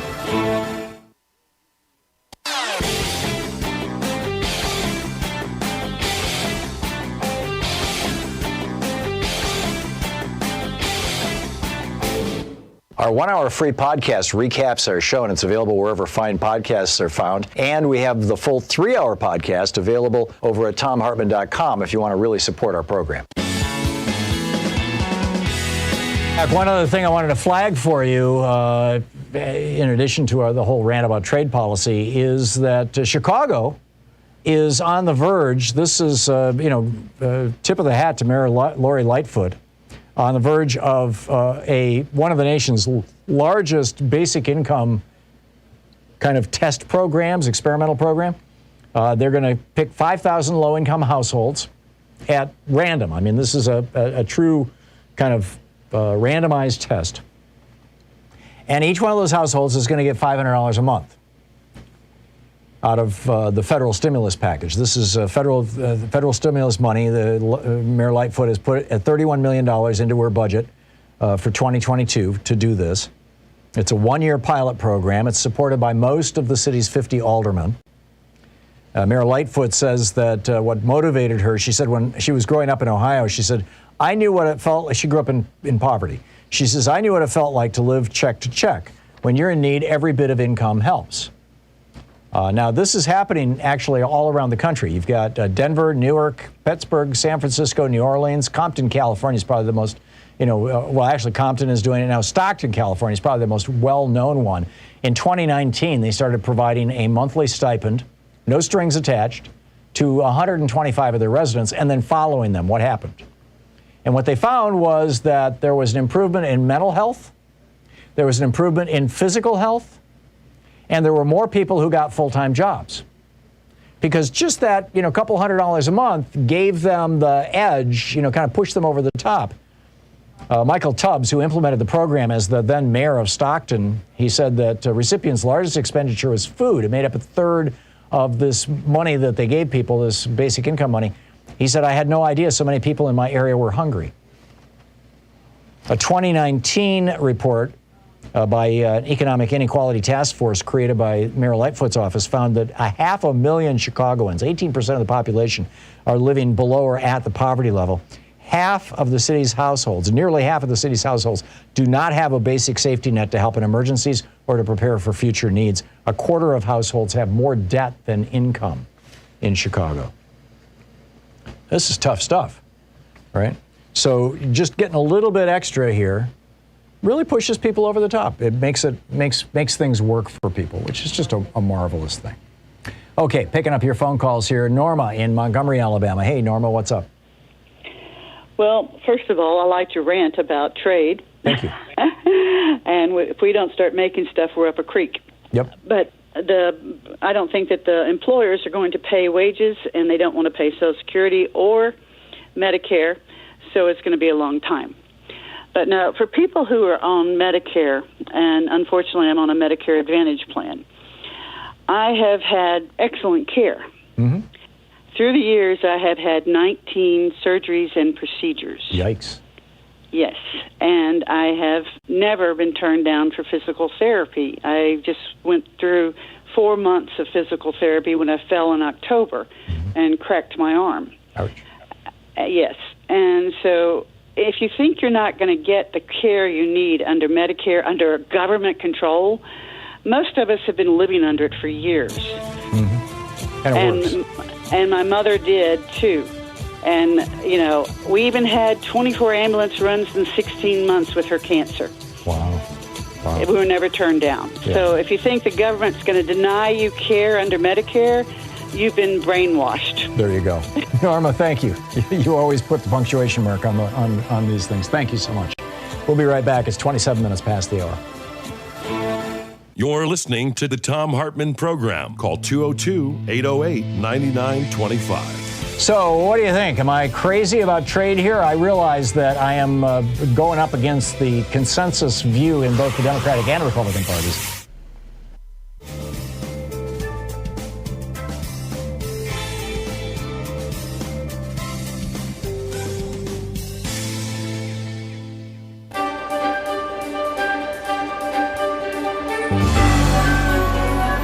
Our book today in the Thom Hartmann Book Club is Stand Up, Struggle Forward by Sanyika Shakur. This is a book that was written back in the late 90s, but it's still very, very timely. This is from the second chapter titled Class Antagonisms Inside the Fundamental Contradiction of National Oppression. Having just passed the 19th and quickly approaching the 20th anniversary of the LA Rebellion, We should be reminded here of what Rodney King whimpered as he stood in front of a bank of microphones surrounded by class enemies and neo-colonial politicians. We should remember how he'd been dressed in that non-threatening cardigan sweater, white shirt, and black tie, how his hair had been tortured into submission by a jerry curl. We should reflect as well upon how timid and spooked he looked, and on how concerned and stern those who flanked him were as well. That was a Kodak moment. It was staged to foster an image of contrition and resignation, submission, a victim. Rodney King had been led to believe, through a bourgeois sense of reasoning, that the rebellion was really about him, that the reason new Africans and Mexicanos took to the streets of South Central was the result of his filmed beating. That, of course, is typical of mechanical bourgeois thinking. What it's not typical of, however, is someone from the hood. And this cuts both ways. No one in the hoods and barrios ever thought it was about Rodney King. We'd all seen the film over and over like everyone else, but that was par for the course. We'd always seen that, long before anybody caught it on tape. Actually, we'd experienced much more than that. Why, it's safe to say that the hoods had gone to war with each other in vicious waves of internal, intra-class combat for much less than that, though because of a general colonial mentality which prevents the challenging of bottom-up oppression, the same hood forces will not, in any systemic way, wage war on the pigs, or for freedom, land, and socialism. Rodney King alone, and of his own accord, would not have thought to hold a press conference to ask the asinine question in the form of a whimpering request, can't we just all get along? The fact of the matter is, we are getting along. New Africans and Mexicanos are getting along just fine. What we couldn't understand was why he was admonishing us for getting at the exploiters of our communities. The impression he gave, with his handler's hands up his back like a ventriloquist troll, was that a race riot was going on, as if we had all begun to kill each other or burn and rob each other's homes. His handlers compelled him to send up a false flag, a diversion.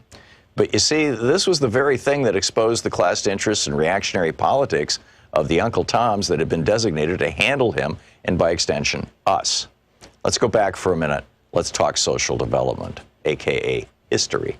There exists a fundamental contradiction in our lives that, like an elephant in the room, no one wants to acknowledge. As a consequence of the war waged upon various African nations by European powers, those of us captured and kidnapped were taken out of our own self-determining social developments and violently forced into Euro-American history. This is not simply a clever play on words. This is a reality. We lost the ability to control our own destiny. Read that again.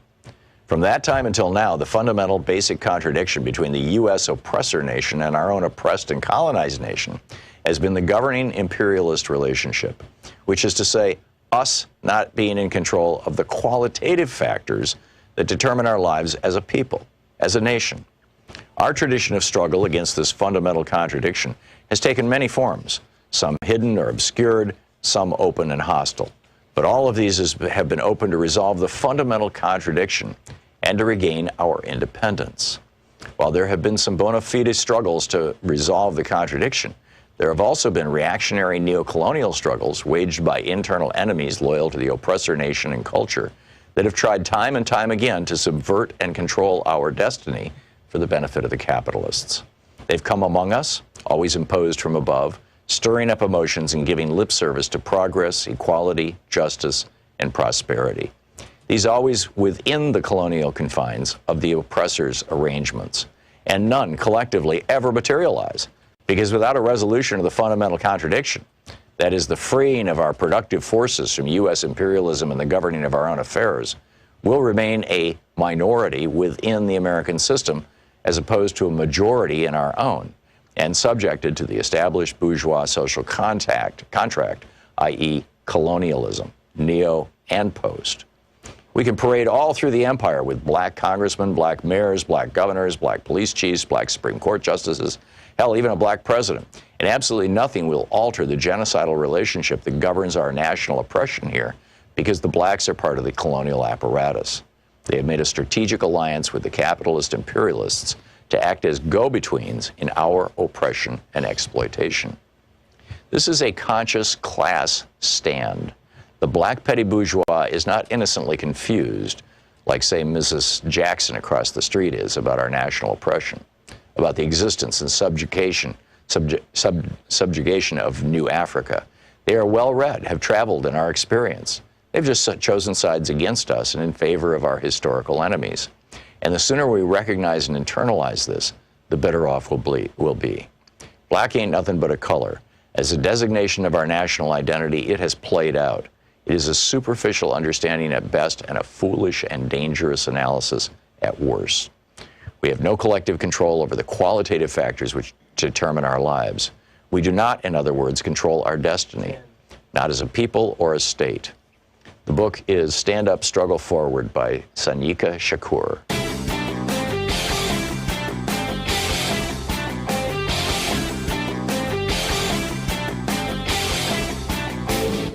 Hey, thanks so much for sharing our program and for reaching out to our stations and sponsors and letting them know that you're listening. It really means a lot to us. We have a new video over at thomhartmann.com for supporters of our program that centers around this clip from 1978. The energy crisis is real. It is worldwide. It is a clear and present danger to our nation. These are facts, and we simply must face them. What I have to say to you now about energy is simple and vitally important. Point one, I am tonight setting a clear goal for the energy policy of the United States. Beginning this moment, this nation will never use more foreign oil than we did in 1977. Never. And he continues. Moreover, I will submit legislation to Congress calling for the creation of this nation's first solar bank, which will help us achieve the crucial goal of 20% of our energy coming from solar power by the year 2000. What could have been, huh? Check it out at thomhartmann.com.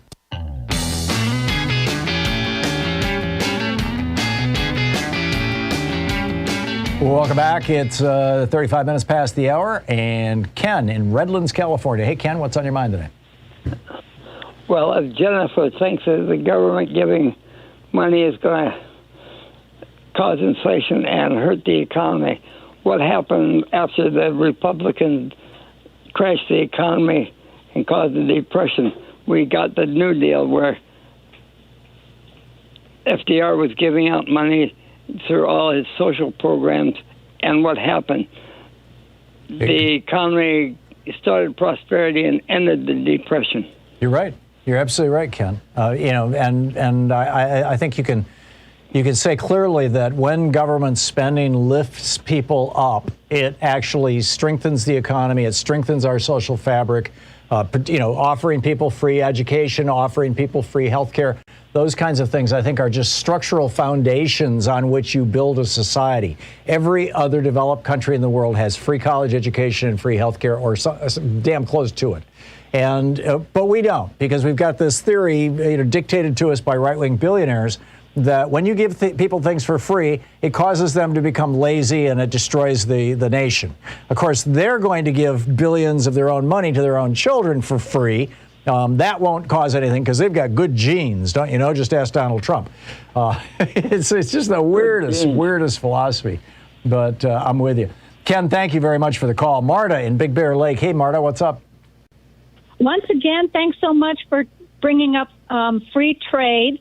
After campaigning for Ross Perot, I became an activist against NAFTA and the WTO.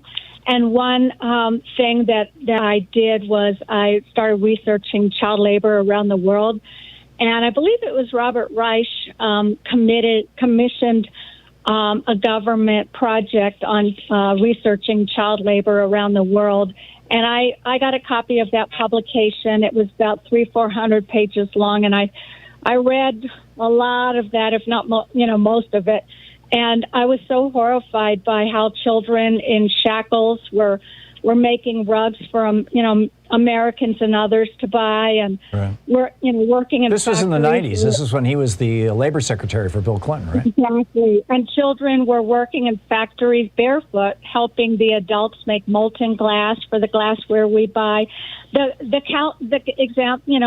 was like countless, and people are buying these products in Walmart, and the government is saying, "Oh, this is great for the economy and consumers," and Wall Street investors, so many people that, love Wall Street. Well, these Fortune 500 companies that, that were flown over to Asian countries, under the Clinton administration to help them offshore tens of thousands, hundreds of thousands of jobs. And, the thought that, free trade is so great. And, we hear the media always talking about how it's great for the economy and consumers. And they never talk about child labor, Nike virtual slave labor to make their products, Victoria's Secret slave labor. And all of this can be researched. So I always tell people, don't believe me. Do your own research. Right. But when I talk to my, liberal friends, they say, well, those jobs aren't coming back. And I say, jobs don't have a mind of their own. Jobs do not take action. Jobs will not come back unless we take action to make them come back. And by the way, it was Bernie Sanders who got an amendment through to prevent child labor products and entering this country. Bernie and Sherrod Brown have been huge champions of this position that I'm taking, which is that neoliberal trade policy is crazy. Whether it's been done by Republican administrations or Democratic administrations, it's ultimately extraordinarily destructive. And and the other argument that people will make, Marta, is that, well, it's automation. You might have sent 100 jobs to China when that factory closed, but when it comes back here, it's only going to be 10 jobs because now they got machines that can do half this stuff. And that's probably true. That's not probably true. There is some truth to that. But why not bring back those 10 jobs? Not just to have the jobs, but to have the manufacturing here in the United States, so we're not at the mercy of a foreign country or at the mercy of supply chains in the event that we need things. I mean, it just makes no sense. So, Marta, thank you. You nailed it. I appreciate it. Larry in Los Angeles. Hey, Larry, what's up? Hi. Just for the record, I hate that term neoliberal because it's a term that confuses people in America. I agree. It makes all the sense in the world. But it's it's the word that they invented at the 1947 meeting in Mont Pelerin, Switzerland, and they've used it ever overseas. since. It's not an American. It's not really American. Yeah, I'm with you. Orders. I read a story that claims that orders for overseas goods are up, and that's the reason why you have all those ships parked outside of the California ports, and it also explains why there are empty container units stacking up to the point that it never stacked up that fast before, because more ships are coming in. They're actually emptying those ships, and then they're left with the containers that they don't know what to do with. Yeah. And when you add that to the value of the dollar going up since Biden was president, and just for the record, this always happens when a Democrat is in the White House, because what happens is the Federal Reserve tries to starve the Democratic economy by printing fewer dollars. Yep. And so then the value of the dollar goes up, and Americans say, hey, I got more money. And even when inflation occurs under a Democrat, because the value of the dollar goes up and most of our products are coming in from overseas, the American people don't feel it as much as they do when a Republican is in the White House and the value of the dollar is going down and they're getting inflation. Yeah. So it's a big difference in... I'm sorry, finish your thought, Larry. Oh, I was just saying there's a big difference in what Americans feel under inflation from a Democratic president versus what they feel when a Republican is in there destroying the economy, giving us a recession, and then the Fed has to respond by cutting the Fed rate down to zero, because inflation has started to spike because they were printing too many dollars to try to help the Republican economy work. There you go. And it's going to be interesting. It's been going on all my life. Yeah, and it's going to be interesting to see if Biden renews Jerome Powell's term as Fed chairman. There's another point on this, and it's a subtle one, but I think it's an important one, Larry. And maybe this is what you're referring to, is that in a normal economy, we spend money on both goods and services. You know, I buy a new bath mat for the bathroom, and I take my wife out to lunch. And so I'm spending money in these two, going out to lunch is buying services, basically, the restaurant making the food and the server providing it to us. whereas the bath mat for the bathroom was a goods. But what has happened over the last 18 months is people have not been going out and buying services. They haven't been getting massages. They haven't been going to restaurants. They haven't been going to theater. Instead, that money has been piling up, and so people are going, hey, I've got, I was spending $100 a week on going to restaurants, $5,000 a year, or let's say it's half that or a fifth of that or whatever. I was spending all this money before going out. Now I've got the money in the checking account. Hey, let's remodel a bathroom. Instead of just buying a bath mat. And so we've got this. Or let's buy some more products from overseas. Exactly. And that's what it would require to remodel a bathroom, because everything you buy right now has come from overseas, or pretty much. And so the consequence of this is that we have shifted our spending patterns. We've dropped about 20-30% of services and moved that into goods. And that has, because we continue to spend money. And so that has exacerbated, on top of the fact that, you had supply chain disruptions back 5-6 months ago when Shanghai and that other major Chinese port both shut down for 2 full months because they had some cases of COVID popped up. And so that, began the process of, a supply chain disruption. And then you've got more demand for goods and services than we have enough container ships and containers to deal with. The price of a container ship right now is shipping a container across the ocean that might have cost $1,000 2 years ago is costing $12,000 and $13,000 now. I mean, just the prices of shipping are through the roof. They're starting to import things by air, and it's like a perfect storm. Can't ship it over here fast enough. They still can't ship it over here fast enough. Yeah, and we should be making this stuff here. We should just be making this stuff here. Go ahead. And regarding the tax cuts that we give billionaires, the bailouts that we give billionaires, none of these Republicans and none of these rich people are complaining that, wow, you give them free stuff, it's going to make them lazy. Yeah, right. Yes, subsidizing Joe Manchin's coal business is going to make him lazy, so we shouldn't do it. I could hear that now. Larry, thank you. Thank you. You always have you're such a good numbers guy. You really always have this stuff right at the tip of your head. Or tip of your tongue. It's 45 minutes past the hour. We'll be back with more of your calls in just a moment. Stick around. It's the Thom Hartmann program. Hey, I got to tell you about Chuck Grassley's tweet. This is fascinating. I'll flag this for you on the other side of the break. You're listening to Thom Hartmann. Visit ThomHartmann.com for audio and video archives. Taking back the mainstream media 3 hours a day, 5 days a week. We're right here. We'll be right back.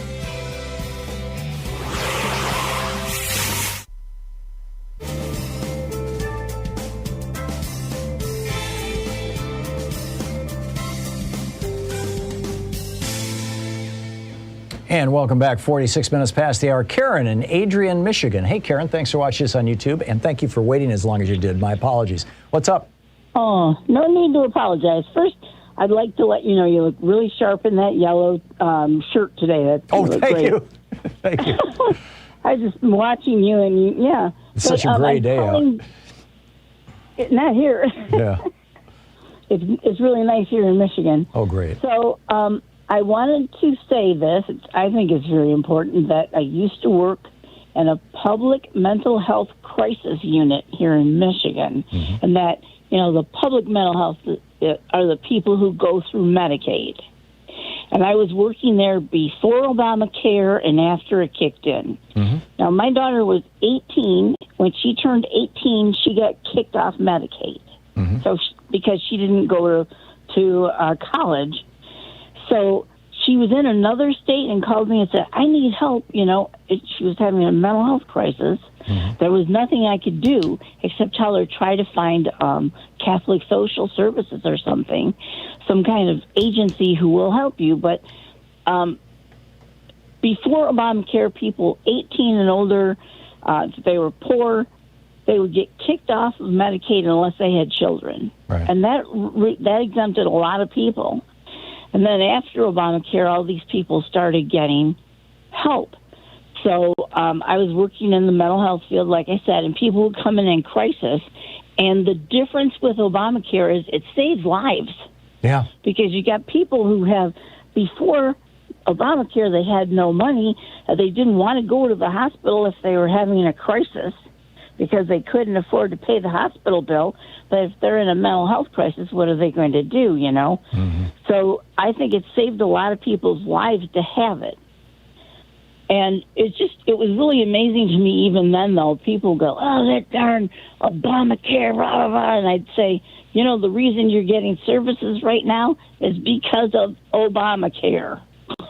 And did you have people in denial after you told them that, or were they? They didn't relate it because the buzzwords were, Obamacare, not the Affordable Care Act, which made it possible for a lot of people to get services. Yeah. And then the topper, though, this is the thing that made Obamacare so unpopular, I think, is I was, on Medicaid. Well, I started working full time, so I had to start getting my own insurance from the company, and it cost a fortune. It went just from the all time of a sudden you got before co-pays. Obamacare to Obamacare, it doubled, and since then it's gone up every year. Yeah. This was the terrible mistake. Frankly, I was going to say, mistake the Obama administration made. They really had no choice. You had a bunch of bought-off Democratic senators. Keep in mind, this was passed without one single Republican vote.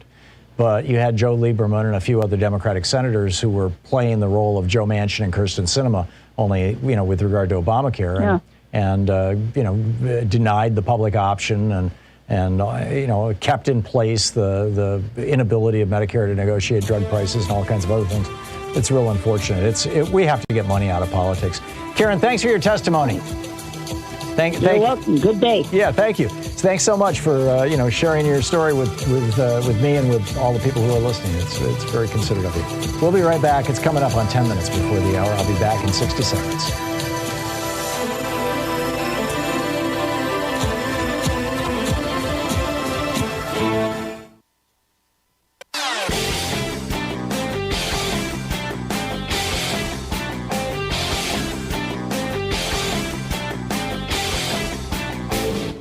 Change starts with you. You can be calling your Democratic or Republican representatives to let them know what you think by calling 202-224-3121. It's the Capitol switchboard. It'll get you right through to them. And welcome back. 10 minutes before the hour. Bill in Clifton, New Jersey. Hey, Bill, what's on your mind today? Hey, Tom. I've always thought that corporations aren't people, they're algorithms. And I've thought that for years. They're just a formula. That's a good description. But what's that? That's a good descriptor. Right. But when employers see their employees as expenses rather than resources, that's anti-capitalistic, and they're defeating making more money, because when you see your employees as people, you get much more productivity, and you never know where the next great idea is going to come from. There you go. So why would you want to exclude that resource by treating people like resources instead of expenses? No, I'm with you, Bill. And this is also why we need a national health care program so that people can become entrepreneurs, to your point. There's a lot of people who've got great ideas for products or services who are afraid to leave their employers because they don't want to lose their health insurance. Spot on, Bill. Thank you very much. John in San Francisco. Hey, John, what's up?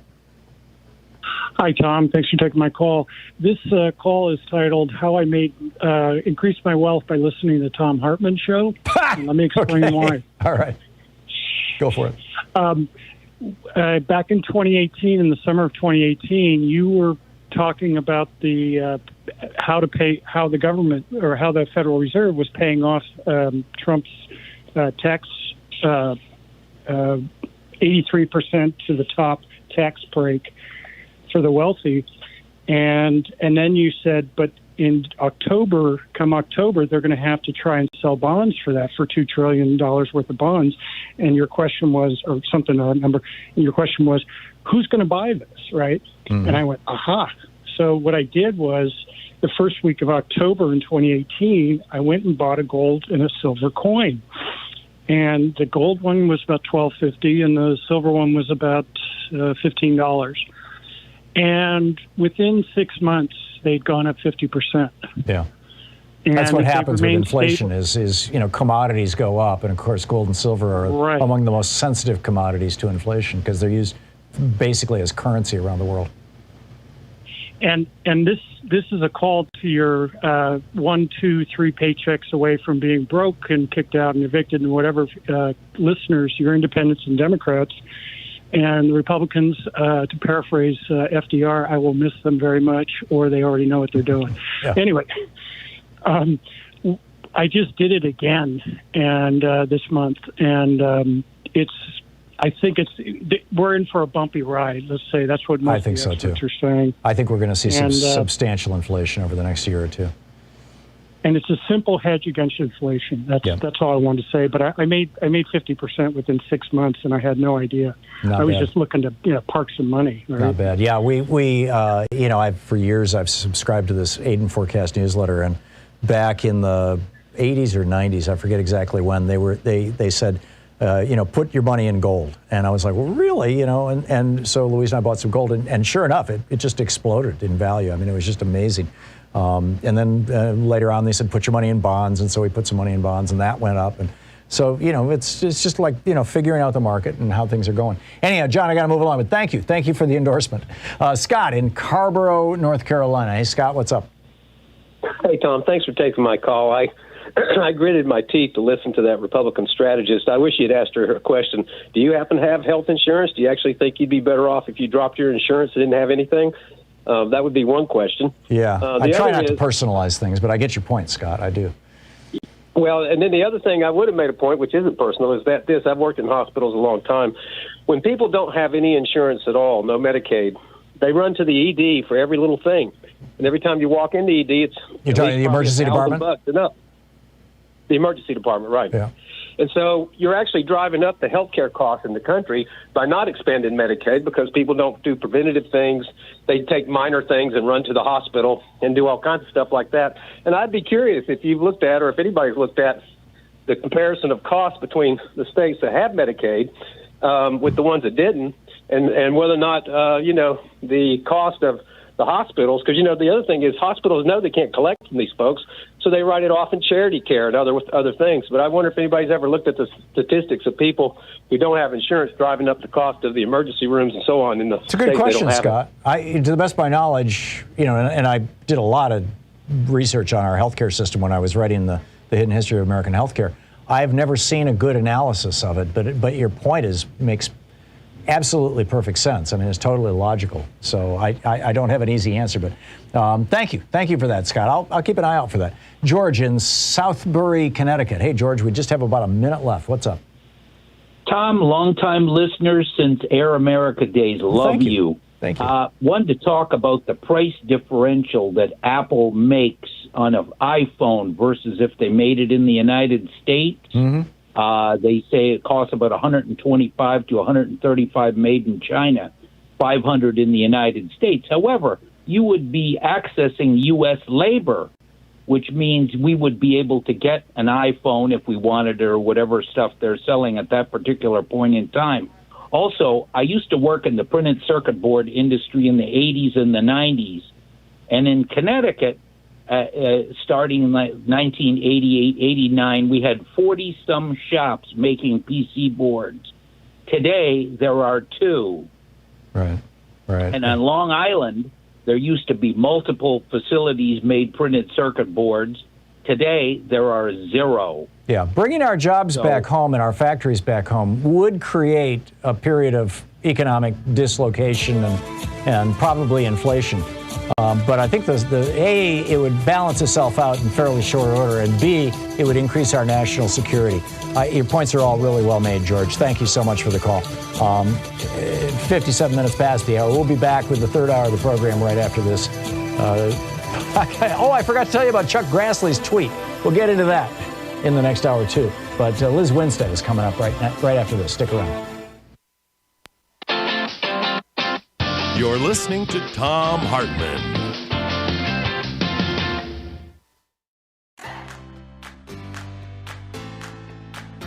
These companies support the Thom Hartmann program. They are HelloFresh, the #1 meal kit delivery service. More info at HelloFresh.com, code TOM. CB Distillery, CBD for sleep and pain relief. More info is available at cbdistillery.com, code TOM. Ground News, a well-rounded perspective for newsreaders. More info at ground.news/Tom. Angie, for any project on your to-do list. More info at Angie.com. Dinovite, a whole food supplement for your pet's immune system. More info at Dinovite.com. And ExpressVPN, the VPN that just works. More information at expressvpn.com/Tom.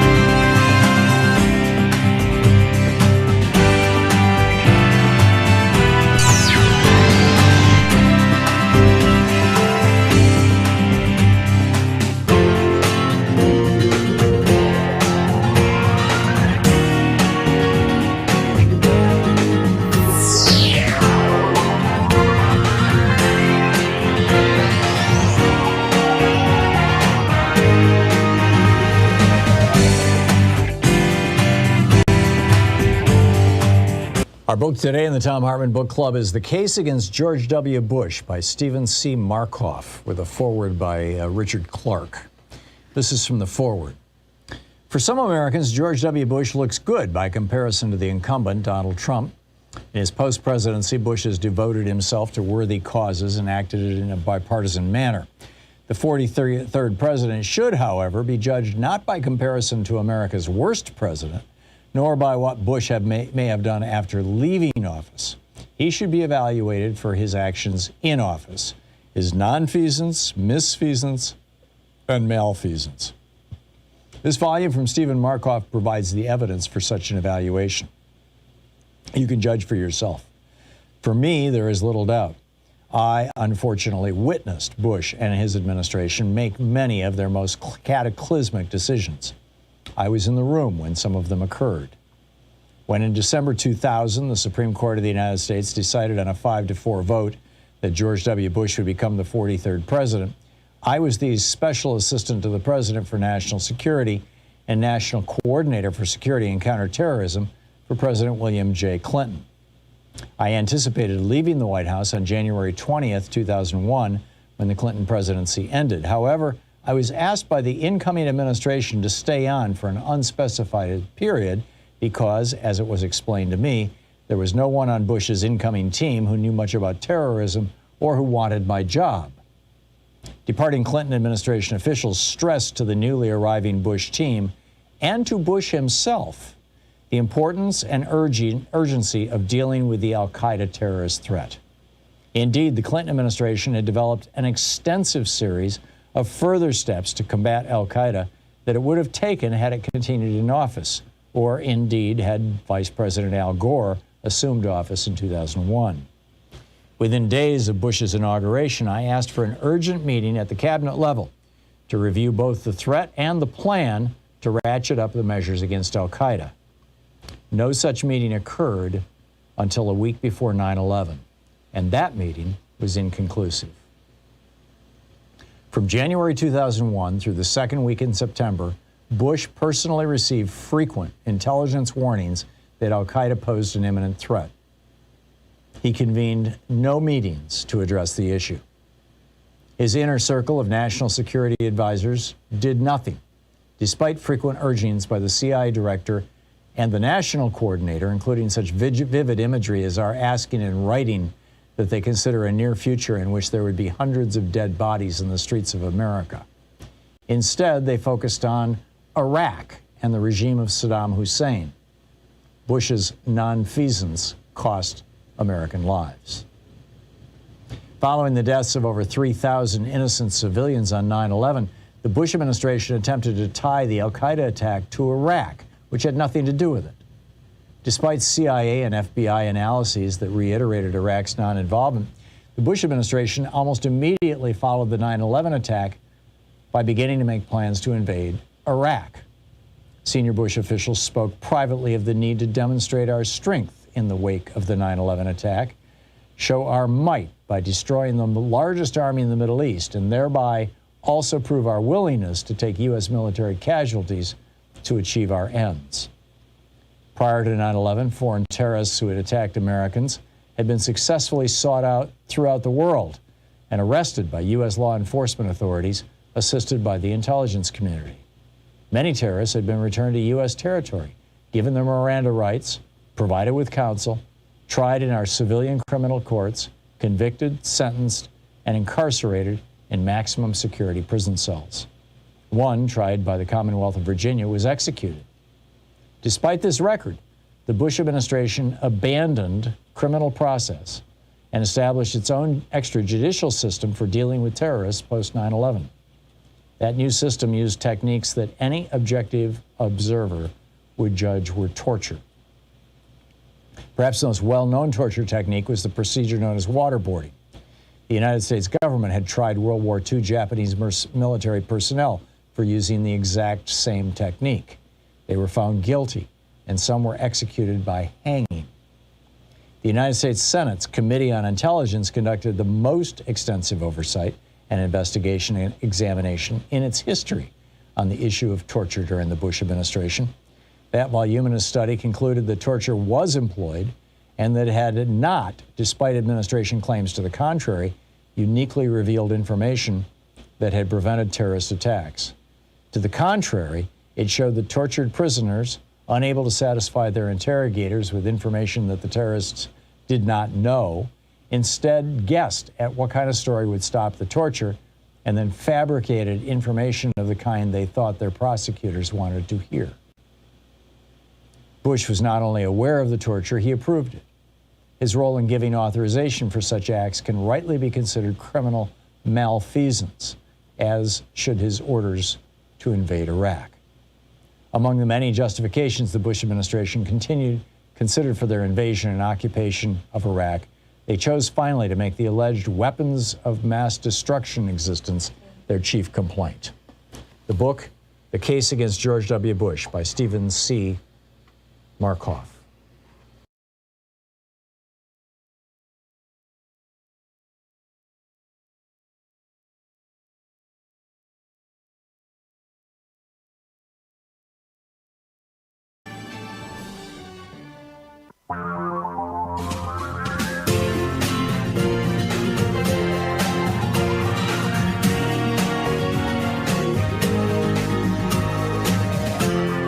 This is the Thom Hartmann Program.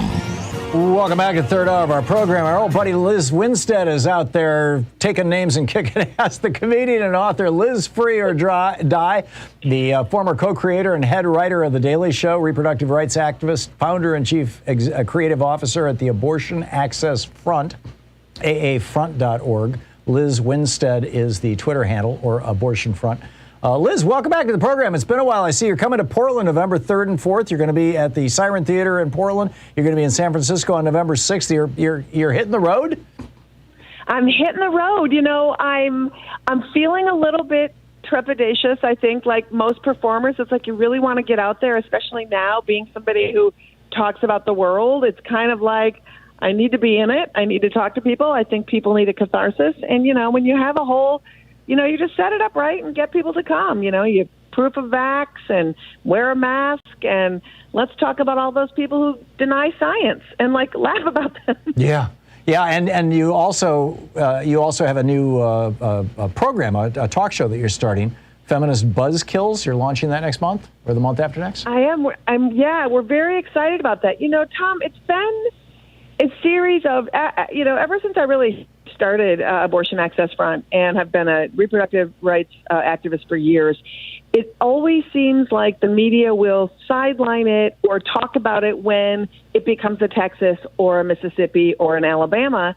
And so we decided to do a talk show that combined, you know, speaking truth to power using humor, bringing on facts, experts, abortion providers, activists, so that we can keep people informed on a weekly basis about just the profundity of these laws that are being passed, because it's happening with such frequency that it deserves its proper place in a media landscape. So we decided to give it one. Yeah, I'm with you. I got an email today that I would love to get your take on. This is from the Whole Women's Health Alliance, which runs some of the abortion clinics in Texas. I'm on the board, by the way. Oh, cool. Okay. Well, their email says, we're working hard to create a world free of shame, stigma, and judgment. So there's a reason why we say we're pro-abortion.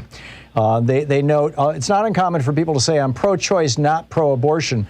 But then they say, as we navigate this tremendously fraught time for abortion activists or access, we are asking you to stand with us and commit to being explicitly pro-abortion. Abortion isn't a dirty word. And then they go through this list. They say abortion is a human right. It helps people thrive. It's health care. It's radical active self-care. It's normal. Abortion providers are heroes.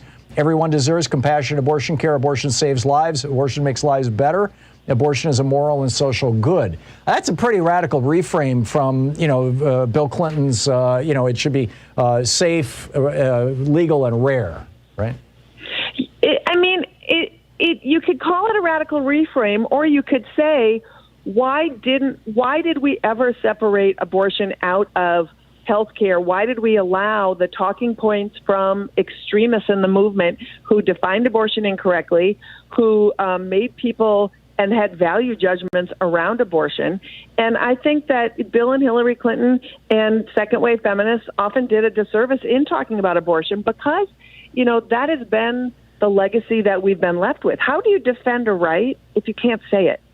And oftentimes I like to ask people to check in when they'll say things like, well, I'm pro-choice, but I'm not pro-abortion.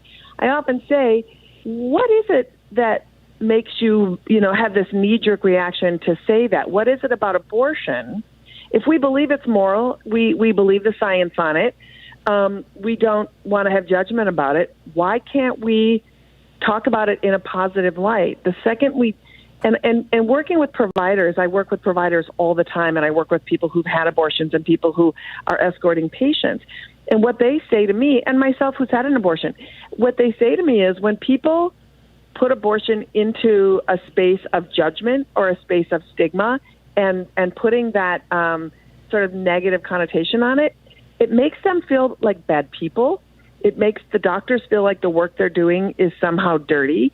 And it makes people, and this is the most important part, it makes people who are who have needed support for accessing abortion or getting abortion, it makes them feel like they can't trust you to be a supportive person because you are putting caveats in judgment. Because there is no good abortion and there's no bad abortion. There's just the abortion you need. And we really need to be doing some of that reframing.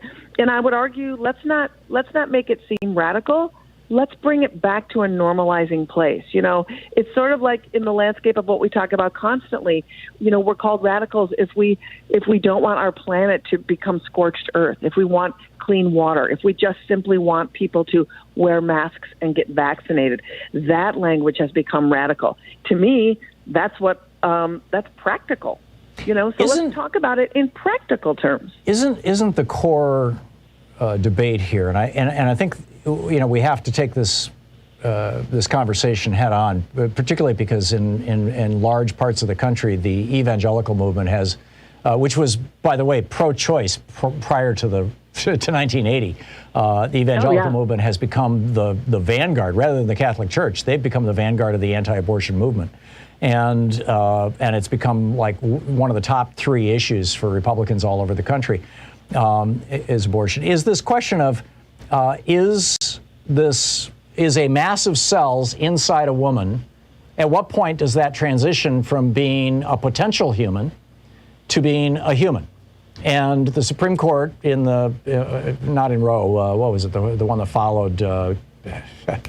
Casey? In Casey, excuse me. They came up with this, 3-trimester thing and said it becomes a human when it's viable, when it can live outside of. Well, Ray, that was Roe. Roe created this trimester system that was not that consulting no science. It was judges who just no. It was Roe. Okay. Casey gave us the state's ability to curb access. I see. Okay. Well, in any case, the point was that they were saying, from a scientific point of view, at least in our opinion, This is not, we're not talking about a human being until it is capable of living outside of mom. And prior to that, it is the potential for a human being, but it is, a mass of growing cells. And on the other hand, you've got the religious folks who are saying, no, we believe, if you go with the Catholic dogma, that we believe that became a human being at the moment that mom and dad decided that they were going to have sex. In other words, there shouldn't be a condom in the way. No, seriously. Right. I know. And then you get the evangelical perspective, which is no, it became a human being the moment that it was fertilized or it was implanted or the moment that there's some electrical activity that you could call a heartbeat at 6 weeks. This seems to be like the core of the issue, and there is absolutely no consensus in America, particularly among religious people, about where that point is. Well, different religions believe in different things, right? And so, you've laid out some Christian dogma, and the evangelicals actually believe that forms of birth control are actually abortion. Anything that prevents pregnancy, so an IUD, they'll call an abortifacient because it prevents the implantation of a fertilized egg, right? And so someone's religious beliefs, people have many religious beliefs. We don't create a society based on them if you have a society that is free. And so the medical consensus is definitely that there is no viability to a fetus up until 24 weeks. And then what happens is a lot of folks don't want to talk about the myriad of things that can develop in a pregnancy after 24 weeks, where the fetus will no longer develop and have compatibility with life. Right. And so that's why people oftentimes have later abortion. And so we don't ever want to, it's hard to argue with somebody who's going to say to you, my religious beliefs tell me that, an embryo is right, and they've anthropomorphized that embryo. They've established a personality for it, essentially. 100%. And what's really been frustrating is because of the lack of reporting on this with experts and scientists and researchers and abortion providers in the media, those talking points get repeated. The New York Times indulged this insane op-ed from somebody defending the Texas bill, saying it was a good first step. And this person literally said, well, we all need to realize that at 6 weeks is when a fetus develops a jaw. And I'm like, maybe if you're Jay Leno, but that's just not true at any level. No, it's the size of a grain of rice, and it has a tail at 6 weeks.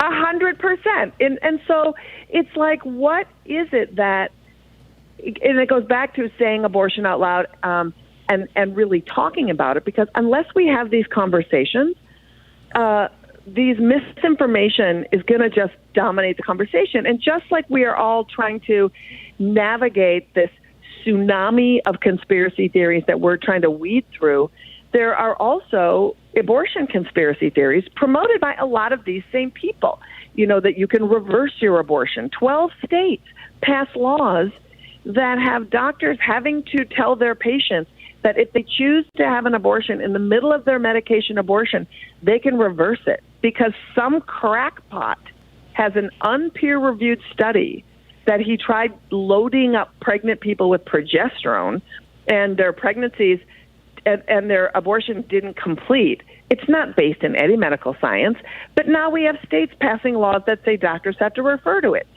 Like you said, this 6 week thing, this heartbeat, making people wait for what reason? Life is compatible. A fetus is compatible with life after 20 weeks. None of these things are true, and yet politicians are pushing them forth as though they are medically sound. Liz, we just have 45 seconds left here before we hit a hard break. Tell us about Abortion Access Front, your organization. We are an advocacy organization that is working with physicians and people on the ground to help grow activist spaces in all 50 states, so that if we go in and do a show in your town, we invite the providers and the activists in that town to have a conversation with us on stage, so that we grow activist spaces, and community activism can start there, so people can fight these laws on a state level.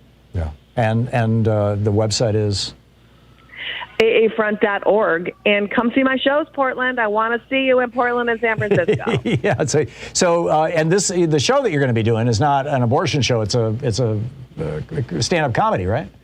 Stand-up comedy show where I am just looking at the world we live in right now and taking it on, because I think we all need to laugh and we all need a catharsis. And it's nice to be in a room full of people. There you go. November 3rd and 4th here at the Siren Theater in Portland, and in San Francisco on November 6th. Lizz Winstead, aafront.org, and Lizz Winstead on Twitter. Liz, L-I-Z-Z, Winstead. Liz, thanks so much for dropping by. It's great talking to you. So great to talk to you. Thank you. Back at you. We'll be back with more of the news of the day and Chuck Grassley's tweet right after this. This is the Thom Hartmann Program. And, of course, your calls. It's the third hour of the program. We'll be right back. Stick around. 18 minutes past the hour.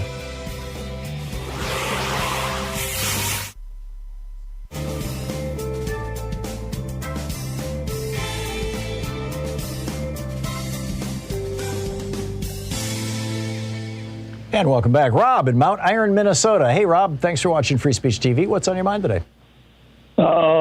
It's where I had an original idea, but at the same time, it's where, after you talk to Lizz Winstead, it's where I got to be able to take and put a little point on this, is where there are people out there in government that want to be able to take and dictate what a woman can do.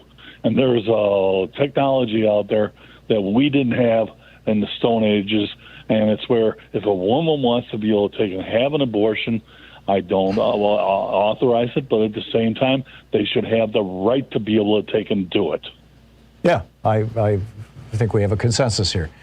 Is that what you called about? It says here you called about making stuff in America. Where, I want to be able to take and talk about trade. Okay. I mean, it's where I was a truck driver for 37 years, and I watched the American, landscape change. It's where the last 13 years I worked, I'm retired now. It's where I was asking for a raise over and over. Now there are people out there that probably want to be able to take and move freight from these ports, to be able to take and get it to the country. Yeah. But at the same time, it's where they can't pay enough to be able to get the drivers to be able to take and make it work.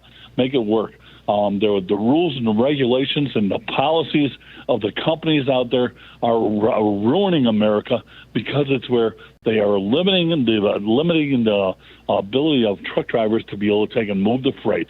I don't doubt that those ships that are sitting in the Bay of Long Beach, they're going to move down to Mexico and be able to take and offload their freight over there, and finally have Mexican truck drivers be able to take and bring it into America. Yeah. And the whole thing is where if you want to be able to take and find made in America, go to a grocery store, buy your groceries, and most there's a lot of things that are. Although a made good in chunk of the Mexico, fruit is coming from South America. I mean, it's pretty incredible. But I get your point, Rob. Go into a Best Buy store. Yeah, no, and ask them if they sell anything made in America. Right, and they'll find a piece of wire in the back room and say, well, this wire here was made in New York. Rob, back in the 70s, I had I was going to say a friend, an acquaintance, let's say, who was a long-haul truck driver. And he was making damn good money. I mean, he had a nice house, and he would take a couple months off every year, and he was making really good money. And as an owner-operator, that has pretty much gone away, hasn't it? It's completely gone. Yeah. I mean, it's where it came down to a point where to be able to take and buy a truck and be able to take and have somebody be able to take and fix your truck for a fair price. No, it was where maintenance is almost impossible now for an owner-operator. Right. And at the same time, with the regulations out there placed on them by the government, it's where the electronic surveillance that they have over them as far as where they are and what they're doing at whatever time they want. I mean, literally, I actually asked my company, do I have to be able to take and log out to be able to go to the bathroom? Yeah. No, I get it. Rob, thanks a lot. Thanks for the call. And thanks for watching us on Free Speech TV. It's 22 minutes past the hour. Back with your calls and my little Chuck Grassley story here on the other side of this break. Stick around. It's going to get interesting.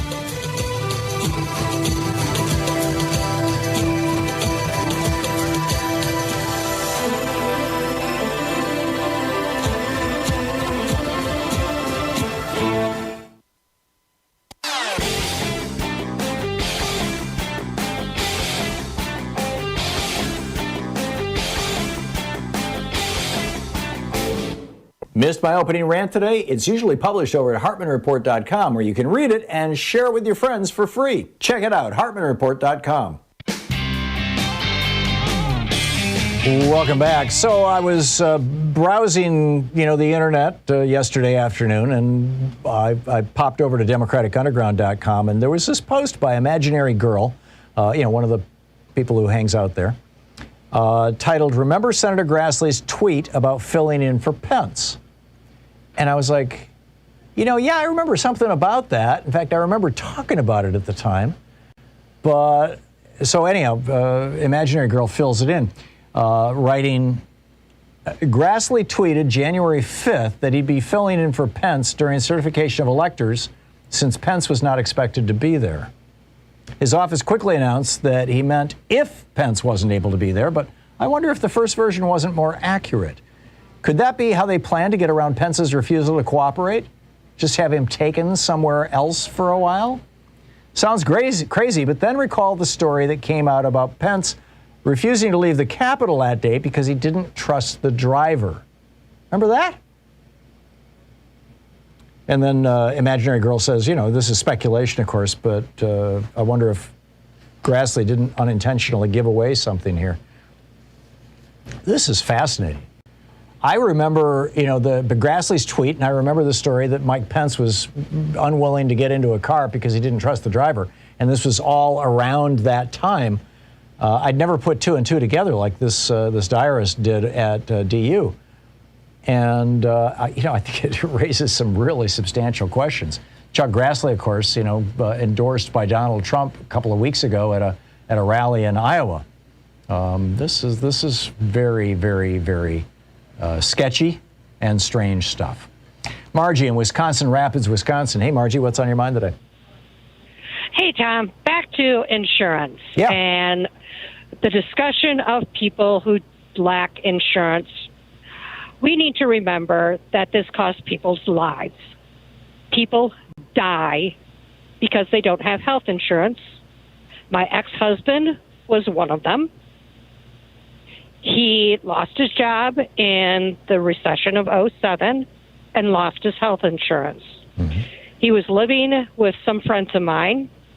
He wasn't feeling well, but not bad enough to go to an emergency room, but he didn't have money to go to a doctor. One night, he had a heart attack and died on my friend's floor before the ambulance arrived. I get so angry still when people talk, insurance this, insurance that. People are still dying from lack of insurance. I have insurance. My cost of insurance, just the plan, is $15,000 a year, which is insane. And that the deductible is another $10,000 a year. I'm out $25,000 a year before penny one kicks in for insurance. Right, and people will tell you that we are a fully developed, advanced industrial democracy. It's nonsense. Margie, I'm sorry I got to run, but thank you so much for your testimony, for sharing your story. I'm so sorry to hear about your ex-husband, and glad to hear that you're still fighting. Margie, thank you. Thank you for the call. Thanks for listening to us on Sirius XM. We'll be back. It's 27 minutes past the hour here on the Thom Hartmann program. Pick up your calls on the other side of this. Do you remember this Grassley thing and Pence not getting in the car? This is getting weird. You're listening to the Thom Hartmann program. Call 202-808-9925. Back with more of your calls right after this.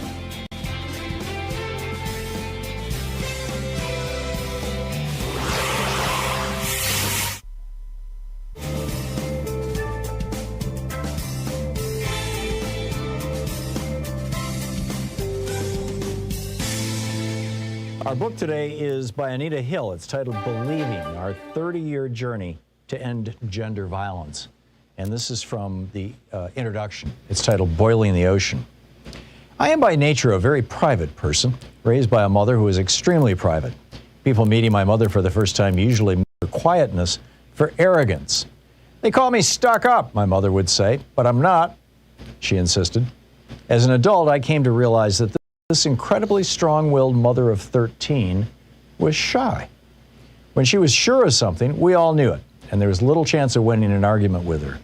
By we, I mean my father, my 12 siblings, and me. She was barely 5 feet 2 inches, remaining slight even after she gained weight in her middle age, but she seemed to tower over us. Her position as the youngest daughter of her farming parents' 14 children, and the determined woman who, from the day she married my easygoing father at 16, farmed alongside him to support our large family, seemed at odds with her shyness and her insistence on personal privacy. Life on a subsistence farm afforded little chance for solitude, let alone secrecy. But she claimed as much of it as she could and encouraged me and my 5 sisters to follow suit. I sometimes chalk up her wariness of exposure to the racialized world in which she grew up. My father George, her brother, once told me bluntly, "If you talk about harm done to you, those people will use it against you." I understood that for that generation, those people were white folks. And though my mother was more subtle, I knew that her advice, "Don't ever share your personal business, people will judge you," was rooted in a similar understanding. Well, if you consider testifying about being sexually harassed in the workplace in front of an all-white male committee sharing your personal business, they were right about the outcome. For years, I had followed their advice, keeping to myself that I had been harassed into leaving my job as an advisor as the chair of the Equal Opportunity Commission, the Equal Employment Opportunity Commission. I shared with only a few friends that Clarence Thomas's behavior had been the main reason I'd left Washington and returned to Oklahoma.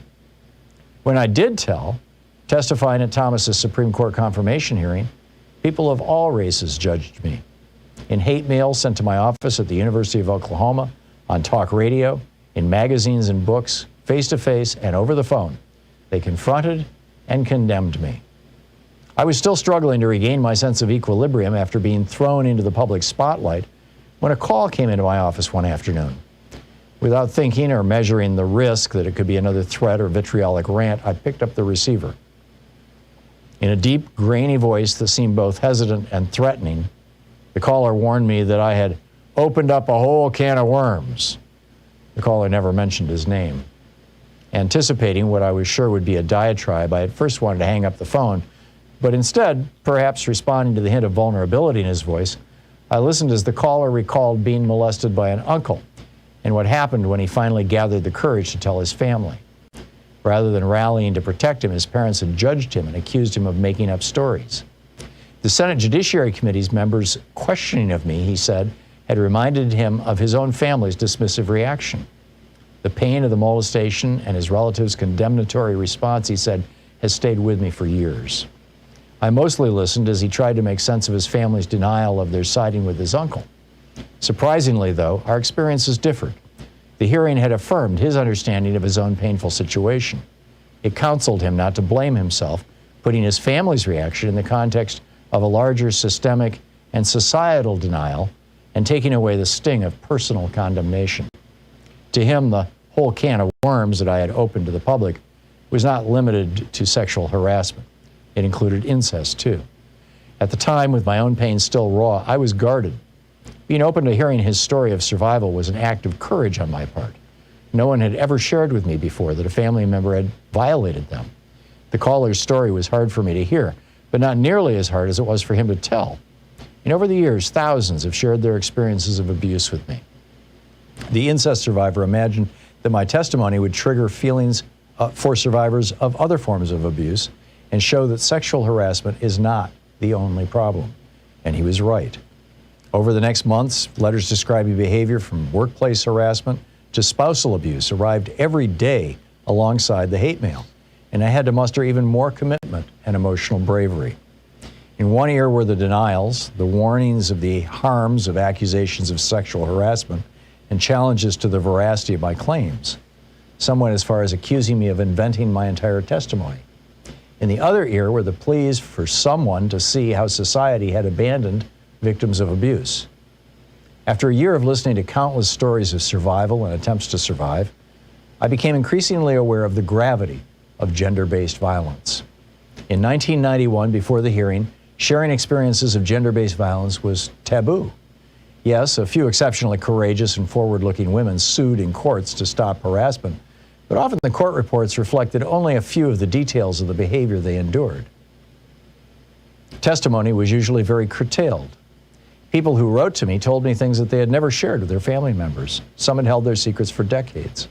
A woman who I knew casually told me that she had been harassed by a former high school principal when she worked in the school office during World War II. The book by Anita Hill, Believing, Our 30-Year Journey to End Gender Violence.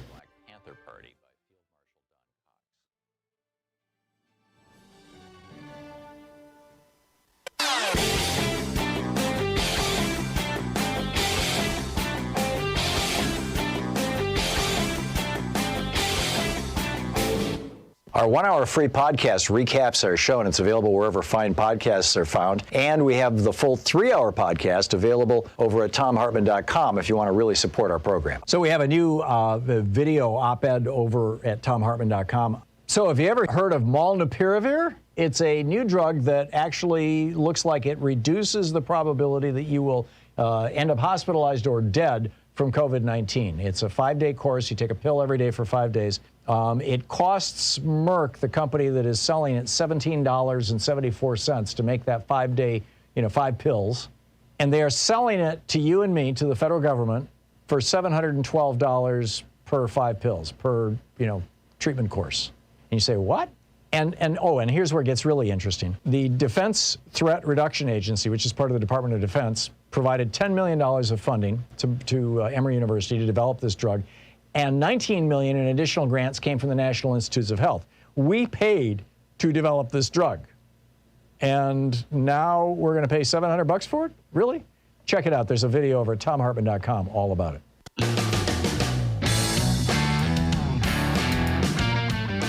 And welcome back. So I just found the stories apropos of this, and I'll just share them with you real quickly and then pick up your phone calls. This was, I said it was a tweet, a Chuck Grassley tweet, but it was actually a phone call that Grassley had. This was on Tuesday, the week of January 5th. This is a January 5th New York Post.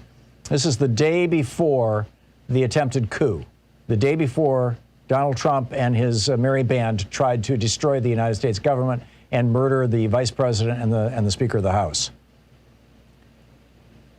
And so I'm reading from this, Senator Grassley confuses D.C. over whether he will handle electoral certification. This is the day before the certification. Senator Chuck Grassley on Tuesday sent off a media firestorm when he implied that he, and not Vice President Mike Pence, would handle certification of the Electoral College results. We don't expect him to be there, Grassley said Tuesday during a call with agriculture reporters, according to Roll Call. And then they go on to point out that Grassley, 87, is president pro tem of the Senate and would preside if Pence were to bow out. Trump's response on January 5th, Monday night rally in Georgia, Trump warned he would sour on Pence. He said, I hope Mike Pence comes through for us. Trump told a large crowd in Dalton, Georgia. If he doesn't come through, I won't like him quite as much. So Trump was out there whipping up, the frenzy for people to get there. And then this is from Phil Rucker and Carol Lenig's book. When the Capitol was invaded the next day, they hustled Mike Pence down and tried to get him into a car. The protective detail, this is from Business Insider. But this is from the book, okay? We need to move you. We're going, Giel's ad of the book says. The protective detail then ushered Pence, along with his wife, Karen, daughter, Charlotte, and brother, Representative Greg Pence of Indiana, down a staircase to his armored limousine.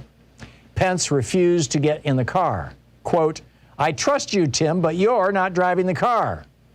If I get in that vehicle, you guys are taking off. I am not getting in that car, said Mike Pence.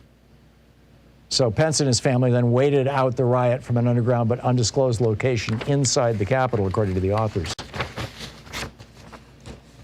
Does 1 and 1 equal 3 or 2 or 5 or what? What is going on with this? I mean, this is just wild.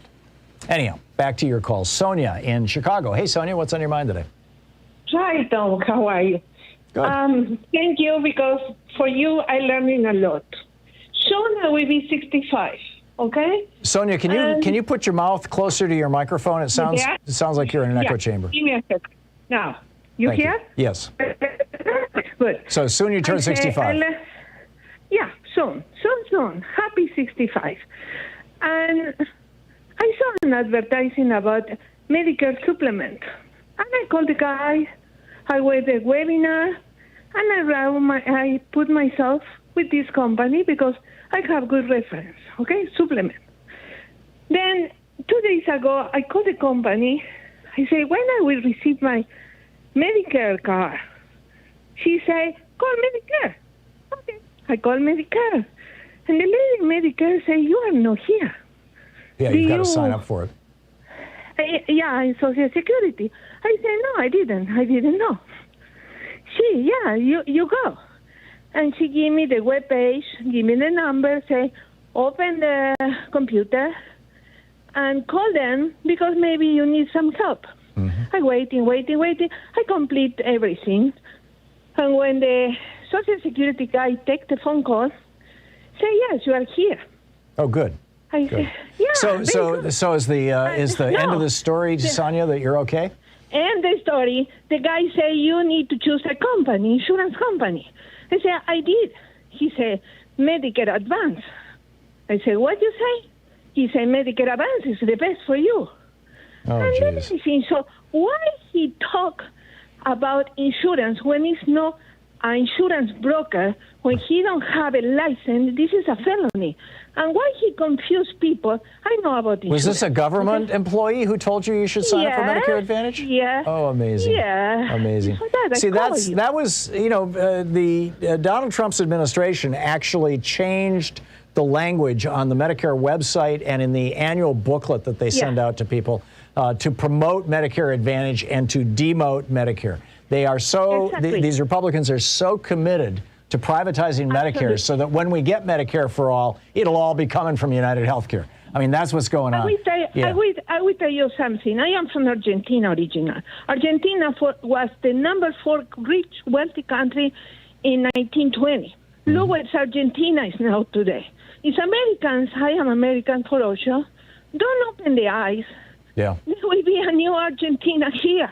Yeah, no, I was in Argentina in the late 90s. I was staying with a kind of an upper middle class family, and on their street, they had every second or third house had furniture or TV sets or something in their front yard with a for sale sign. This was when the currency collapsed as a result of their not going along with the whole neoliberal thing. And it was insane. I mean, it was just absolutely terrible. I was down there giving a speech.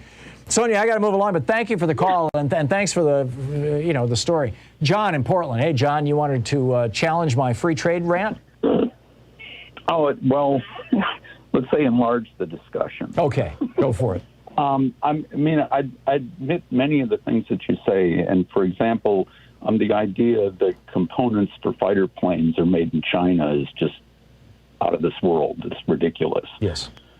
My biggest problem, I have 3 things that I a little bit take issue with. One, jobs going to China, I don't think is the reason for the decline of our U.S. middle class. It's part of the mechanism, but it is not the reason. And the reason or the problem with free trade as implemented is that it was turned over to the corporations to negotiate, and they were not held accountable for what we contributed to their initial and ongoing success. No, I don't disagree with you, John. There's multiple factors that all, at the end of the day, have to do with neoliberalism.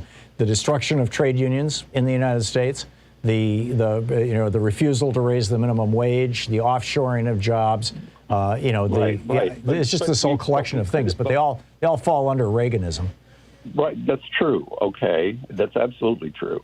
But free trade could have been done in a way that, yes, we would have lost jobs to China, okay, in particular, but we got back cheaper consumables. But the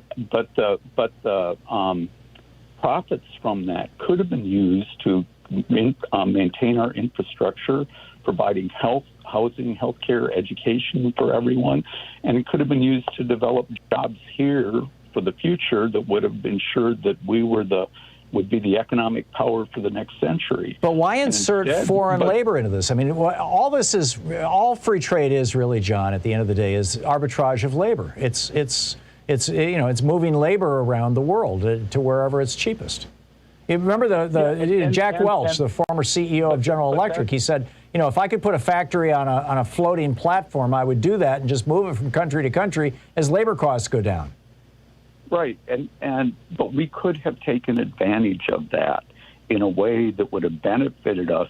We could have had our cake and eat it too. Yeah. We could have gotten back cheap labor and then at the same time made investments in this country. How? And instead what we did, we not only did not make investments, but as part of, as you said, the Reagan neoliberalism, at the same time, we made education more expensive. We made healthcare more expensive. We have eliminated public housing. We did two things at once to sabotage the middle class. But free trade in and of itself was a mechanism from it, and it need not have been that way. Yeah. Which leads me to my other 2 points about free trade. In the specific case of China, I think that we in the world are far better off with the China of today than the China of the 1950s, 60s, and 70s. Okay, when you and I were boys, it was a country of, I think, 700 million people who were largely starving in poverty in a third world country with an expansionist country with nuclear weapons.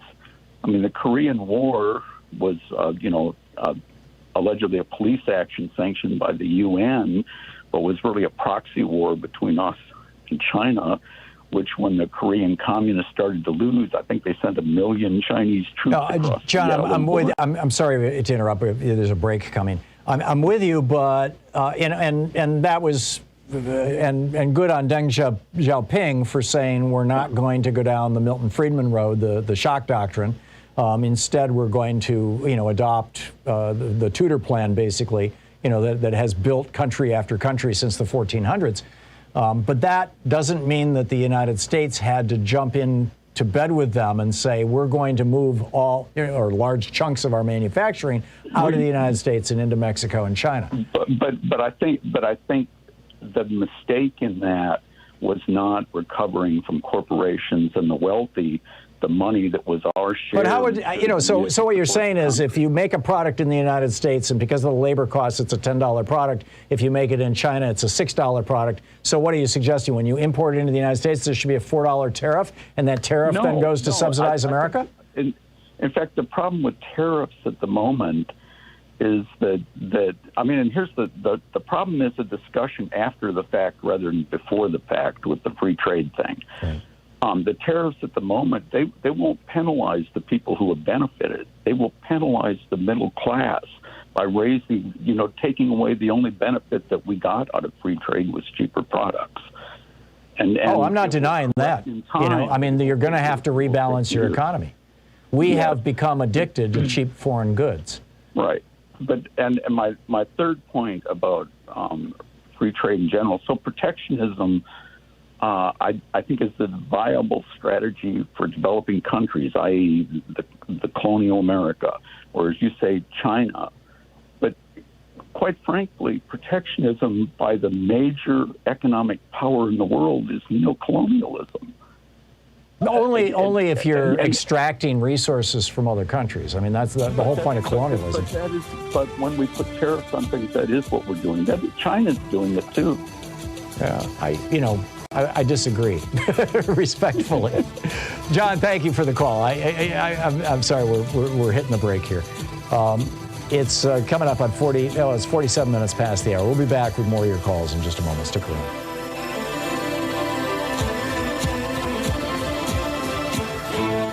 You're listening to Thom Hartmann. Visit ThomHartmann.com for audio and video archives.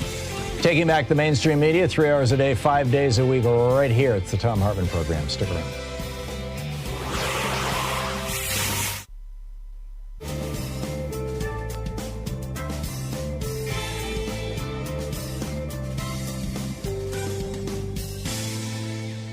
And welcome back. Gary in Alpharetta, Georgia. Hey, Gary, what's on your mind today?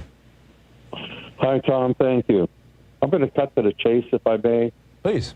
And it's October 20. I'm on record. October. I'm not going to make a big deal about it, but it's October 26, 2021, and I'm here to say, as a loyal Democrat, an FDR Democrat, the Democratic Party, for the most part, lacks direction.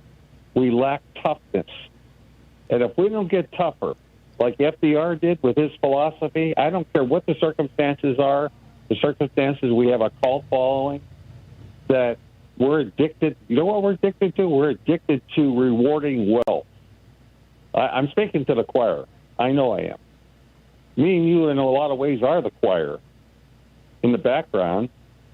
And we are going to lose badly. And I say badly, and please, Democrats, prove me wrong. I want you to prove we're going to lose badly in 2022 and 2024 if we don't quickly change our direction and put up a message to the American people like a vanilla. America's very vanilla. You know what I mean? Yeah. The public's very vanilla. They don't react. They only. You know, one of the things that the Democrats are facing, one of the challenges that they're facing, is a media that is obsessed with Biden is failing stories. And you know, I don't think Biden is failing, and I think a lot of people would be very happy with what he's doing if it wasn't. I mean, I have a monitor on here in the studio in the first hour of the show, John King's show on CNN. Almost every story, it seemed, you know, I'd glance over and check out what was going on during the breaks, and it was constantly, oh my God, Joe Biden is failing, and oh my God, they can't do this, and oh my God, they can't do that. Not true. And well, you know, I don't think it's true. Yes, no, it's not true. Kirsten Sinema and Joe Manchin have screwed things up, but you know, yeah. And so I think that this. I'm sorry. I think this narrative needs to be shattered. Challenge. We have to break the back of greed. Tell you treat people in the ministry of government. If we can't break the back of, we can't find a person that runs for office that inspires. We need a younger candidate, inspire, or we're going to get beat badly. I'm sorry. Yeah. Well, we'll see. We'll see. Time will tell, Gary. Thank you very much for the call. Liz in Los Angeles. Hey, Liz, what's up? Hi, I'm calling about your last guest on the Lizz show. Winstead, yeah. About birth control. Mm-hmm. And for all those people who don't believe in birth control or abortions, should be required. I worked, I want to tell you a little bit about myself. Worked in social services for a while. I was going to be a social worker and save the world. Mm-hmm. 5 years of doing that, I got a job in the court system, and I ended up working in the biggest family law court in the country. Mm-hmm. And after you observe people, I've gotten to the point where I believe people should be licensed before they're allowed to procreate, because a lot of people don't know what the heck they're doing. Yeah. And they're very, it's very detrimental. We don't support parents in this society, Liz. I mean, sadly, you know, we don't teach parenting skills in high school. You can graduate from high school and not know how to change a diaper. That seems wrong. That's true.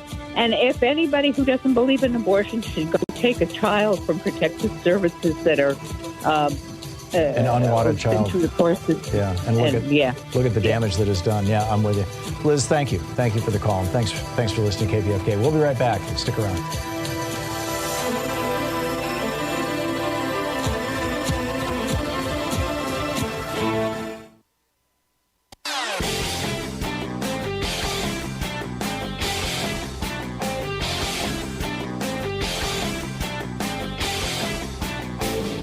Share the Thom Hartmann program with your friends. We're available on SiriusXM, Free Speech TV, Pacifica, commercial stations nationwide, YouTube, Twitter, Facebook, on the Thom Hartmann app, and you can even tell your smart speaker to listen to the Thom Hartmann program. Hey, we've got a new video up over at ThomHartmann.com about Big Mail-In. You heard about this? Now, I'm not talking about the George Bernard Shaw play that got made into the movie My Fair Lady and all that kind of stuff. No. This is a PR firm in France. And, you know, when you hear from Americans that, oh, we could never put Donald Trump in jail because only third world countries do that. France is not only not a third world country, they're our oldest ally. And they just convicted their former president for the second time of fraud and corruption around the way he was running his campaigns. Nicolas Sarkozy. They just convicted him a second time. Now, he's appealing both of them. He's, you know, walking around with an ankle bracelet. But, you know, I've got all the details on this video over at thomhartmann.com. You can check it out. But, you know, again, next time somebody says, we can't put Trump in jail, tell them, hey, France did.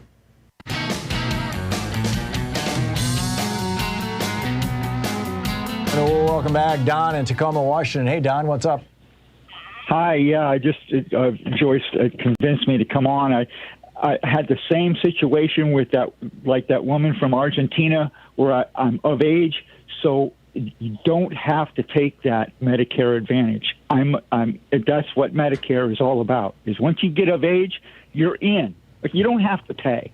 And so I just wanted to say that because the person I was on trying to convince me to take Medicare Advantage and said no. Wait a minute, you're talking to a Social Security government employee and they're trying to convince you to go? No, it wasn't Social Security, the Medicare person. Yeah, right, but Medicare is a division of Social Security. So you're talking to a government employee with Medicare and they're saying go with Medicare Advantage. Really?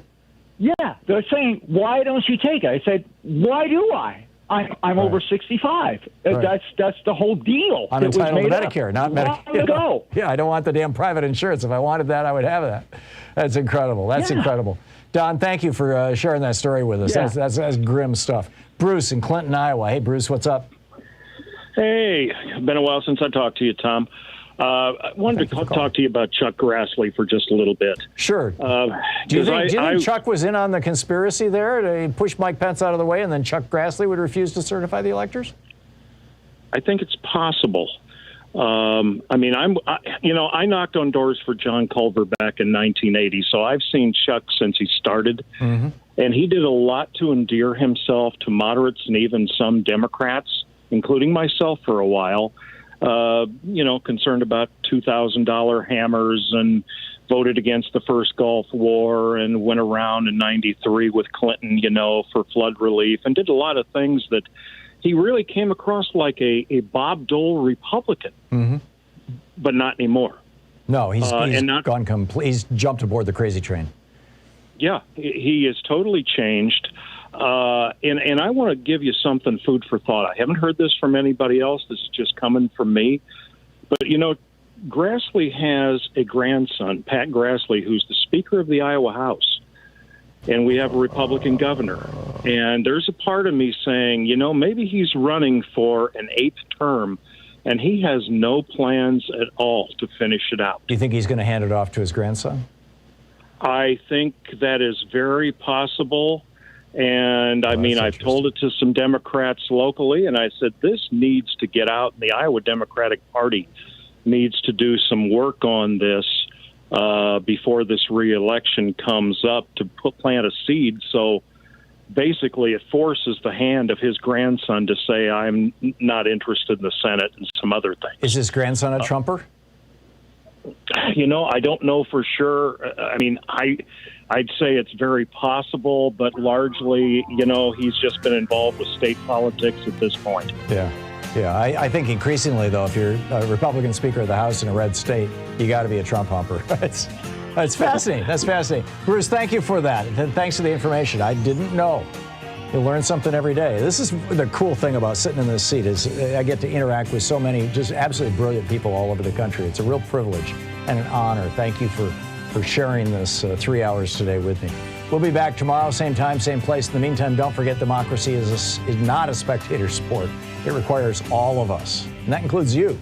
So get out there, get active, tag, you're it. Have a great afternoon. Be good to yourself and the people around you. We'll see you tomorrow.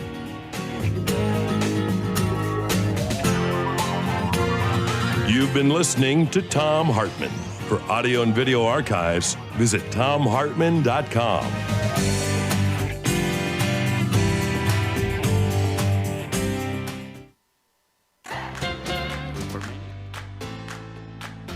These companies support the Thom Hartmann program. They are HelloFresh, the #1 meal kit delivery service. More info at hellofresh.com, code TOM. CB Distillery, CBD for sleep and pain relief. More info is available at cbdistillery.com, code TOM. Ground News, a well-rounded perspective for news readers. More info at ground.news/Tom. Angie, for any project on your to-do list. More info at Angie.com. Dinovite, a whole food supplement for your pet's immune system. More info at Dinovite.com. And ExpressVPN, the VPN that just works. More information at expressvpn.com/Tom.